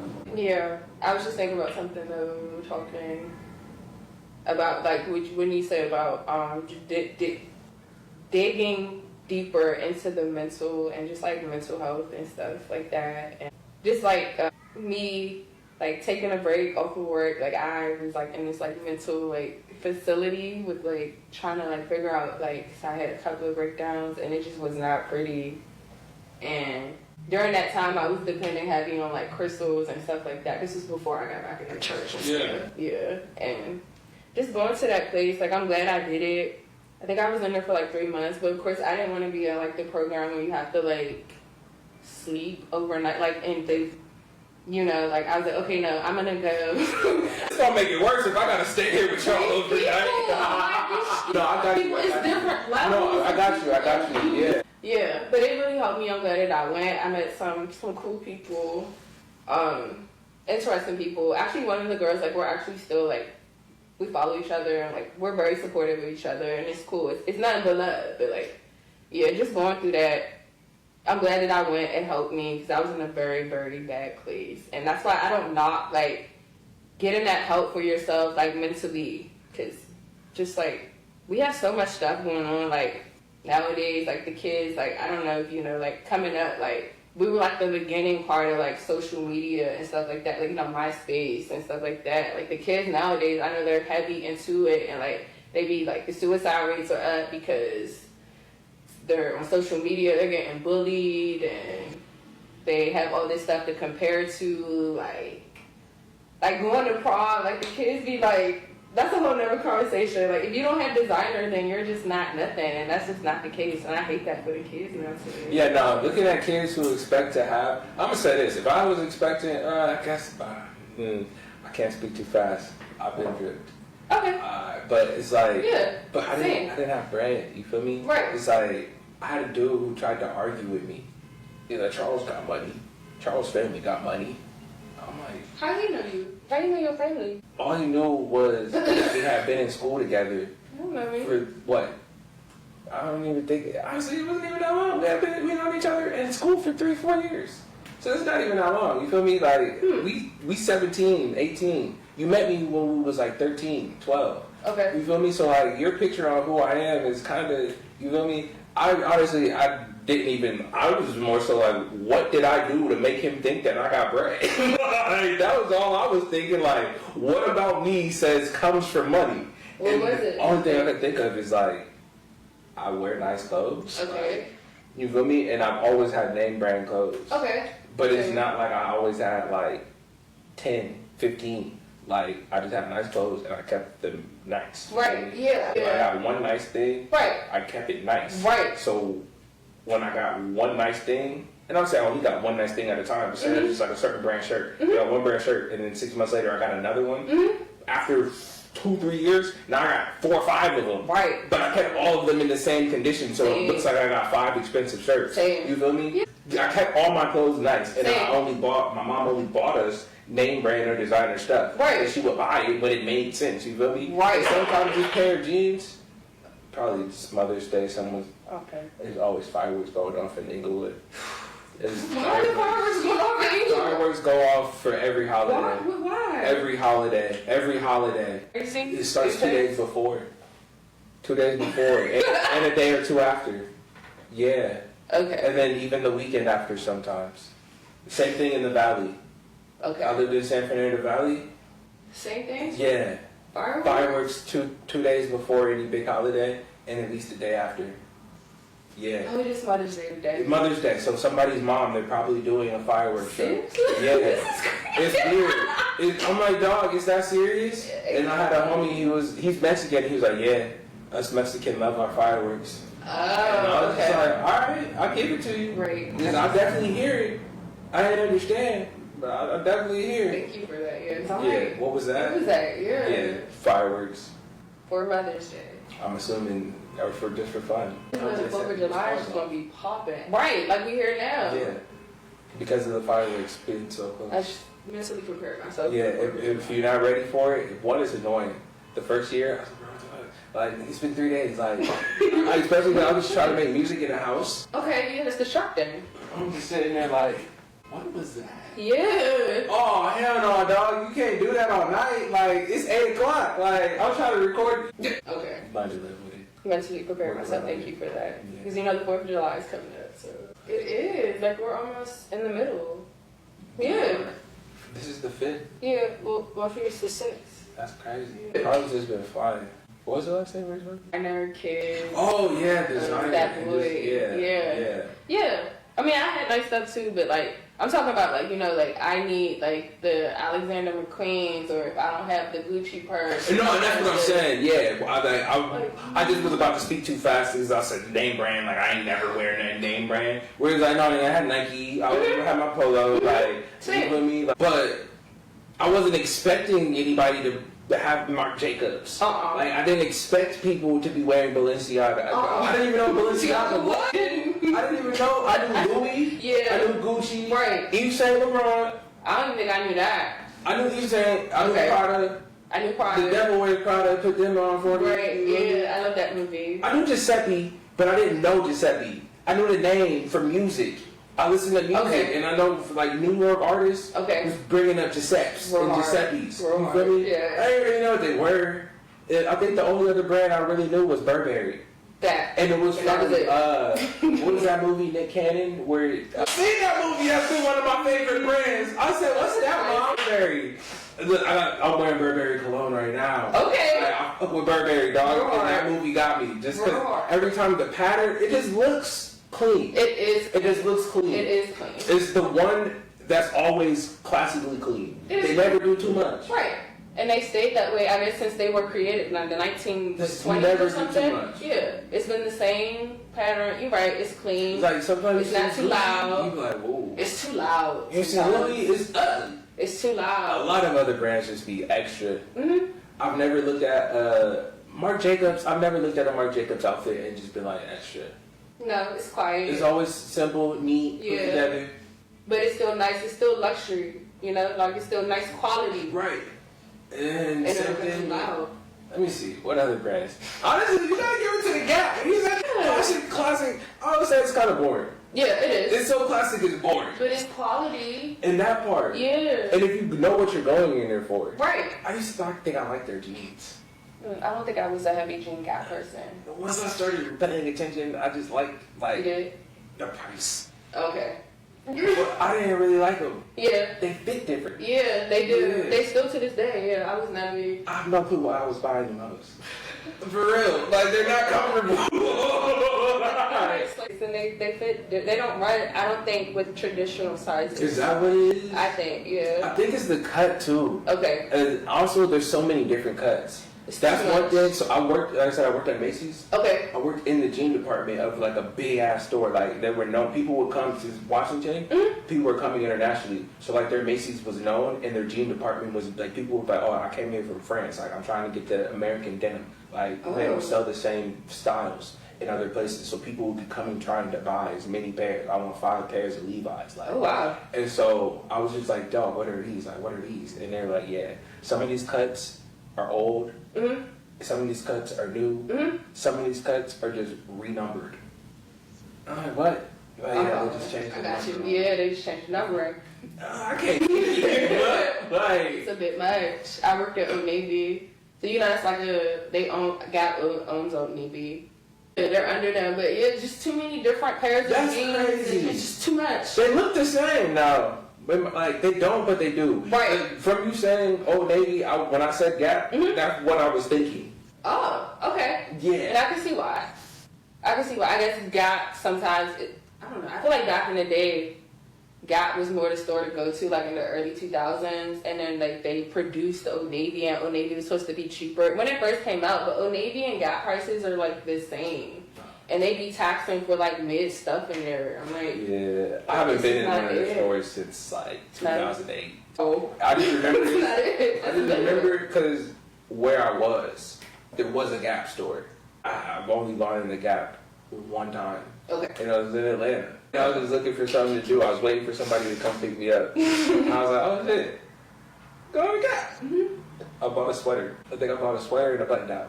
From the Gap? Yeah. Okay. And that was it? And that was 2017. Okay. I don't think I said that. You haven't been back since. Nah. Yeah. I did a lot of looks at Macy's. You're not missing anything. Macy's became my store for a minute. I can see why. They have a little bit of everything in there. And if you give it the right time, right. I bought $230 blazers for $40. Good come up. I bought this sports jacket for like $60. It was like a $340 jacket. I flipped it for like $200. Bet. Like 4 months later. Okay. I wish I didn't. Why? I missed that jacket. Okay, see, that's the thing. Shit was fire. Oh, okay. And the fact that the homie was like, how much you want for it? See, that's me. 180. I'll be right back. And that was you, okay. I should have said 250. But he looked at it and he was like, yeah, That's fire. You feel me? Yeah, I went there. That's how I be eyeing people's clothes. I forgot how much it actually cost because I got it for the 60. You used to work there. And I just right time. Okay. Just right time. It was just on sale. It had nothing to do with me working there. It was just right down. So I just bro, when they have sales, when they do that 50%, 60%, literally they had a whole section as big as this room. 60% and more. I would just go and just look for like 30 minutes. Come up with like $400 or $500 worth of material for $70. Like, hell yeah. I don't shop unless it's a steal. Okay. People are, oh, you always have such nice stuff. I'm like, yeah, but I'll shop like once every 3-4 months. Or I got it on sale. I only get it on sale. Most of my designer items I got on sale. I don't pay full price for anything. I haven't either. The closest. Very strategic. I'm very strategic, Yeah. I paid full price for some J's a couple of months ago, but it was when they dropped. Okay. So I knew. What were they? Some 4s. It was a pair of navy blue 4s. Okay. And I know that they're gonna go up. Right. Because that's just the culture now. That's the only reason. And it was for a wedding. The homie wedding. He's like, yeah, So you went to wear the wedding? J's. I haven't even been yet. It's Oh, still in okay. the box. Oh, cool. The wedding is in August. Oh, it's coming up. I was like, look, dog. Dang. You said you want to get the new 4s, and they just dropped. Hey, I'm not waiting 6 months, dog. Yeah. Okay, cool. I'm You not might as going to well wait grab 6 it. months. I see why. Did them bitches go up? Yeah. I'm going to be pressed. Because I already agreed. Because you the homie. Yeah. So if they go up from what we already looked at, I'm going to be pressed. From bottom shits now. Get the damage over with. So I don't even wear J's. I haven't worn. I had a pair in college and they broke. My freshman year in college, the air bubble broke on my Griffey Air Maxes. Okay. And it broke my heart. I never wore a pair of Jordans again. Since that, Jordans, Nikes. I had another pair of Nikes. Same shit happened. I'll say this. what, were they Air Maxes? Nah, they were. You remember the Fusions, the Forces Air Ones, the AF ones? Yeah. Yeah. It was one of those. But I'll say this. So the Air Maxes, I bought those from the Nike store. Like I went to one of the outlets, like the official everyday Nike store. Okay. I was broken when those broke. So that fucked with me. The other pair, I don't think they was real. I have never seen anybody with the same shoe. You feel me? And there's cases where that happens, but I think my dad just, you feel me? He said, these is fire, son.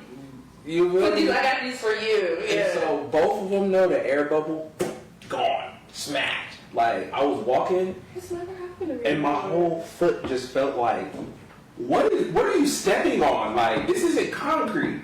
I looked down, the whole air bubble was like slashed in half with a hole. Like I pulled 2 fistful chunks of grass from walking They got in the bubble, and I was just walking on grass, basically on that's what you concrete. were feeling. And so I was like, bro, what? And I was like, yeah, I've had these for like 2, I think this is going on like 3 years now. I wear them a lot. I'm a chalky. Wear and tear. I'm a chalky. I bought this pair of Air Maxes. This was my first pair of Griffeys. My uncle was like, how much those? I was in high school. By the time I was 16, this is another thing. By the time I was 16, I had a job. So like, I didn't have to buy anything. Oh. So the only thing I bought. Okay. Literally, people buy Clothes and shoes. we about to go out to eat. Oh my God.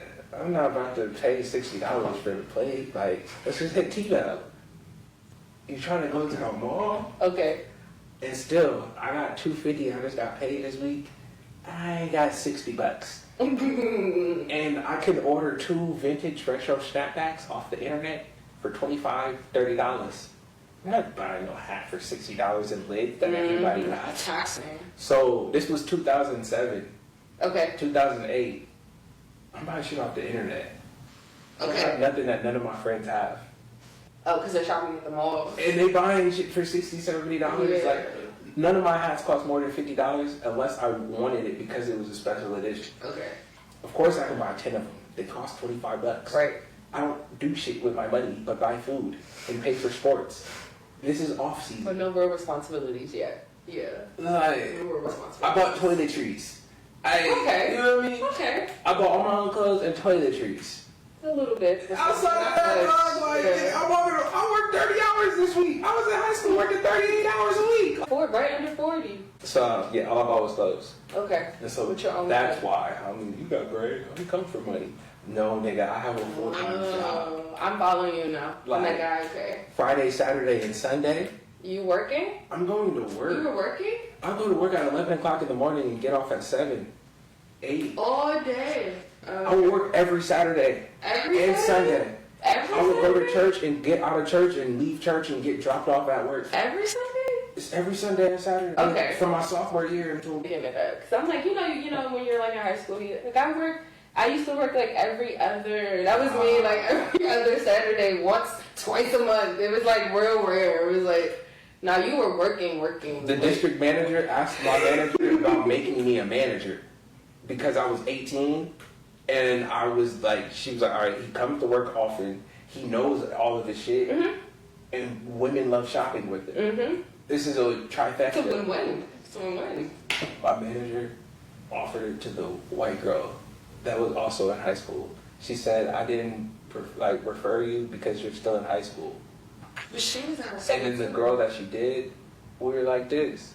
And she was like, yeah, Dee's trying to make me be manager and I don't want to do it. Oh. I was like, nigga, what? What about you? I knew. Okay, I'm not even gonna press it. A teenager be like, man, you want me to, you feel me, hire this 18-year-old black guy to be my number 2 in charge? I'd much rather give it to a young woman who's white. White, yeah, I'm following. Yeah.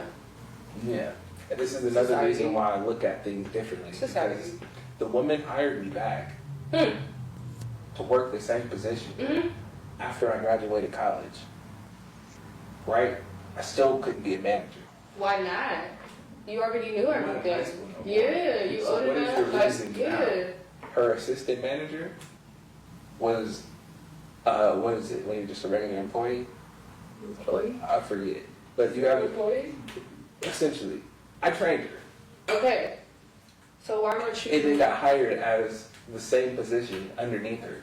No, 5 years later. you trained her. I'm like, girl, I trained your manager. Right. Make it make sense. Society. You feel me? I was like, yeah, dog, y'all. And this is why people ask about dating outside your race. How do you Okay. feel about dating outside the race? This is something that we've come to realize in my lives, that a lot of BLK women don't date outside of the race. Like, Really? women are race loyal. More women are race loyal. First off, just men versus women in general are more race loyal. And then when it comes to the black household, women are like 80-90% race loyal. Hard. Yeah, but when it's male, I think it's kind of, they're not loyal. Like, they're. I'll say- I don't think. 26, I think it's 26% of men marry outside of their race. It's either And the 26 other- or 16 And the other like 80% or like 70%. would marry BLK women. Yeah. But when it comes to BLK women, I believe When it it's, comes to BLK men. I want to say that BLK it's, women. I want to say that white teen men and women are 12 and 13%, right? Okay. Of our racial marriage. Okay. And then BLK women are next with like 12 or 13%, maybe 14, right? Men and women? No, women. Women. Yeah, okay. Women. Okay, I see the women. Women. Yeah. And then men are 26%. BLK men are 26%. And then Hispanic men are like 24%, 22%. And then Asian men are very fucking low. But Asian women are up there with BLK men at 20 plus, 26, 24%. So like a quarter of Asian women, a quarter of black men marry outside of their race. But less than 20% of white people and of black women marry outside of their race. Interesting. Where do you get these numbers from? I actually looked it up. I looked it up on the internet. Interesting. Yeah, and I looked it up more than once. Because like first change. I looked right at it right before it changed. Interesting numbers. I've never heard that breakdown like that before. I've always just seeing, like I thought It's the simplest, the easiest. I don't try to make nothing hard. I only put that on because I have Apple Pay now. I always thought and seen like black men, they're quick to marry outside of their race. They're quick to. I feel like that's a preconceived notion, but when it comes to the majority of marriages that last, interracial ones, I believe, end on a higher rate than the same race. And then also, when it comes to the most successful BOK men, there's a lot of people make the argument about BOK men gets successful or gets accolades or gets financially stable and will move to other races. But the majority of financially like established BOK men are actually with BOK women. Okay, I can see that because they're on each other's level, like mentally, financially. Or not even necessarily about being on each other's level in those capacities. It's just the most financially astute men who are black are also married to a black woman. I didn't say anything about the woman's accolades or whether or not she was like financially equivalent. And so this is so it says. I need to see it. Oh, this one also includes whether or not they went to high school or college. Education. But this one isn't about. It doesn't break it up into gender. Okay. Male versus female. All right. So you asked me, how do I feel? Yeah, those are fireworks and spare me. I definitely did it outside of my race. I don't like people. It's fine. It's fine. White people. It's literally, it's because like I've been spending time on TikTok Live and people say it that way. They do. And I've just been getting more used to it. Yeah. But like, it's fine to say it. It's just easier to get, you feel me, flagged if I do. But, Okay. I have a ban warning on my TikTok for the last like 2 months. Okay. They are on that. And then you see how we talking now. Literally mid-sentence, my shit just said, doop. And then I got a message that said the topics that we were talking about were like propaganda, essentially. And I'm like, dang, dog, I just said, I wonder, like, and if we really look at, and they're like, yeah, you speaking on too many ideas that lead into too many conspiracies and can take people down. They're listening like that? Yes, it literally mid-sentence, how me and you saying her talking, it just said, dude, my screen flashed and my live ended. And I was like, dog, what? And then I went to my account and I had a message warning that's pretty much saying the topics of the live are bringing up sensitive topics and leading to misinformation. And I didn't say anything as a definite fact. I just was like, yeah, and if that's really interesting, and if you look at this and you follow this word, bro, you feel me? Like, it was like getting, again, bigger picture, but wormhole type stuff. It was like, yeah, cut the live, misinformation, feeding people the wrong path. Like his account. I was like, damn, dog. Yeah, I definitely dated outside of my race. I actually dated a man that didn't even speak English. How'd that work? It's interesting. This is in college. It's very interesting. Yeah, he knew like the basic like English words, but he couldn't like form sentences for real. Was that annoying?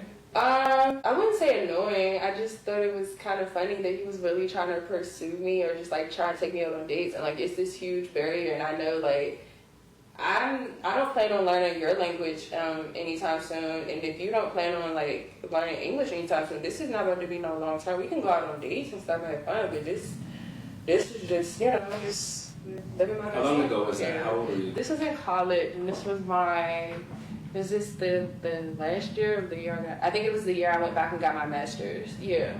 So early 20s. But now, like, I feel like I'm not opposed to dating outside of my race, but I definitely have in mind and I want to marry a black man.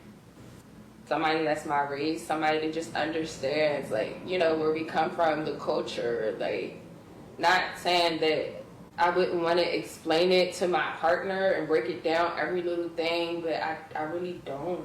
I really don't.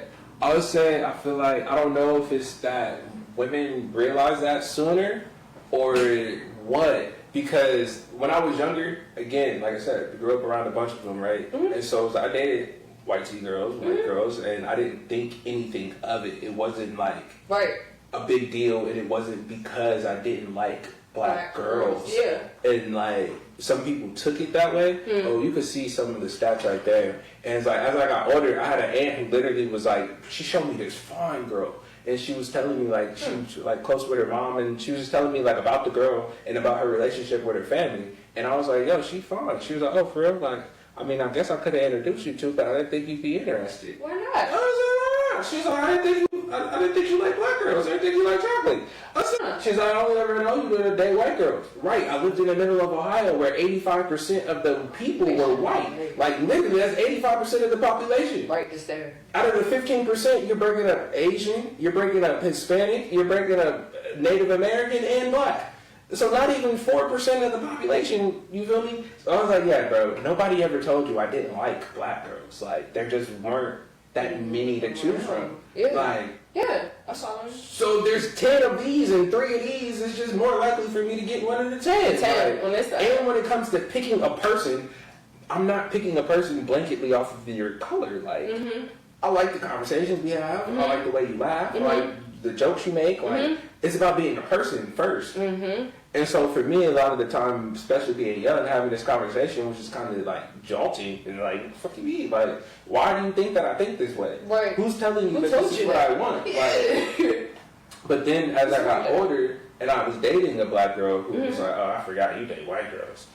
And I was like, Oh. what does that mean? You're this Like, pretty. that you have some disdain for me? Like, so why are we together? She was like, just know you ain't never gonna treat me like you be treating them. This is not going to work out. I can already tell. Would you just get this in the hood? You've never seen me talk to a white girl. Like, she's like, you probably be running all over and thinking you run. Bro, you've known me for 8 months.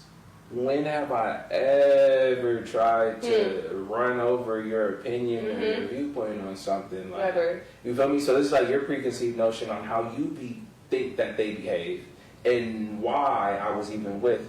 And then it came down to her saying, like, I'll say this, from having the conversation on TikTok, a lot of black women say that a lot of black men, if they do date outside the race, they bring up why in a negative connotation and paint black women in a bad light and say, because y'all don't do this or because y'all do this, right? As opposed to saying, I just like white girls. Boom. That would be different as opposed to the comparison back to what we do, what we don't do, like, spare me. And then for me, it was like, you're disrespectful to your mom. Yeah, because who did you come from? Who? But I'm like, how am I disrespecting my mom? If she told me it was fine for me to... you talking about... You feel me? Okay. Yeah. I'm like, my mom said she don't care. Right. Then how am I disrespectful? How am I being disrespectful if she never told me to not do it? Yeah. Like, and even as I got older, she was like, yeah, I would much rather you be with a woman who, you feel me? I don't understand it, and I don't want to date a man who dates white women either. And I was just like, what? But the older I get, what you're just saying, I don't want to have to explain, and I want to have this commonality and common ground, I can sincerely say that there's certain things that I know I wouldn't have to have a conversation about that I wouldn't want to if I wasn't with a black person. But yeah, it's just knowing that there are certain like conversations and points where it's like the understanding's not there. Too much. Yeah. I'd rather not. And I was saying is that for me as a man, I didn't get that until I got older. And she kind of understood it way sooner. And then even with like being in where I grew up, there was a girl that was also black that I'd never seen date a white boy. You know what I mean? But there were white guys all around us. Did she just date black men? I've seen her date a mixed guy. Okay. A real light-skinned mixed guy. But never a white guy. Yeah. And so and now that I'm older and I have this conversation, I'm like, at 16, did she just have it more ingrained in her that I don't want to be with a white boy? As opposed to all of us. It's like, nigga, white girl, Mexican, like, these don't care. Right. Like, she bad, bro. Like, she got a thumper, like, that's all we was like, bro. She got a fatty, like, you feel me? She smelled good. She's pretty. Yeah, she bad. Dudes was not be like, dog, her mom White, don't even black. speak English. It don't matter. It don't matter. And it was just like, bro, I don't care if she got a choker on. You feel me? Like, yes, she's crazy. Looks like a white golf girl. Basically, You feel me? she's smart as hell. She's funny as shit. Yeah, nah, it took me a minute. And it wasn't because I was looking down at the other. Right. That's how I kind of view people too. I mean, we're all people at the end of the day, but we all have different cultural backgrounds and where we come from, you know, they shape us as a person.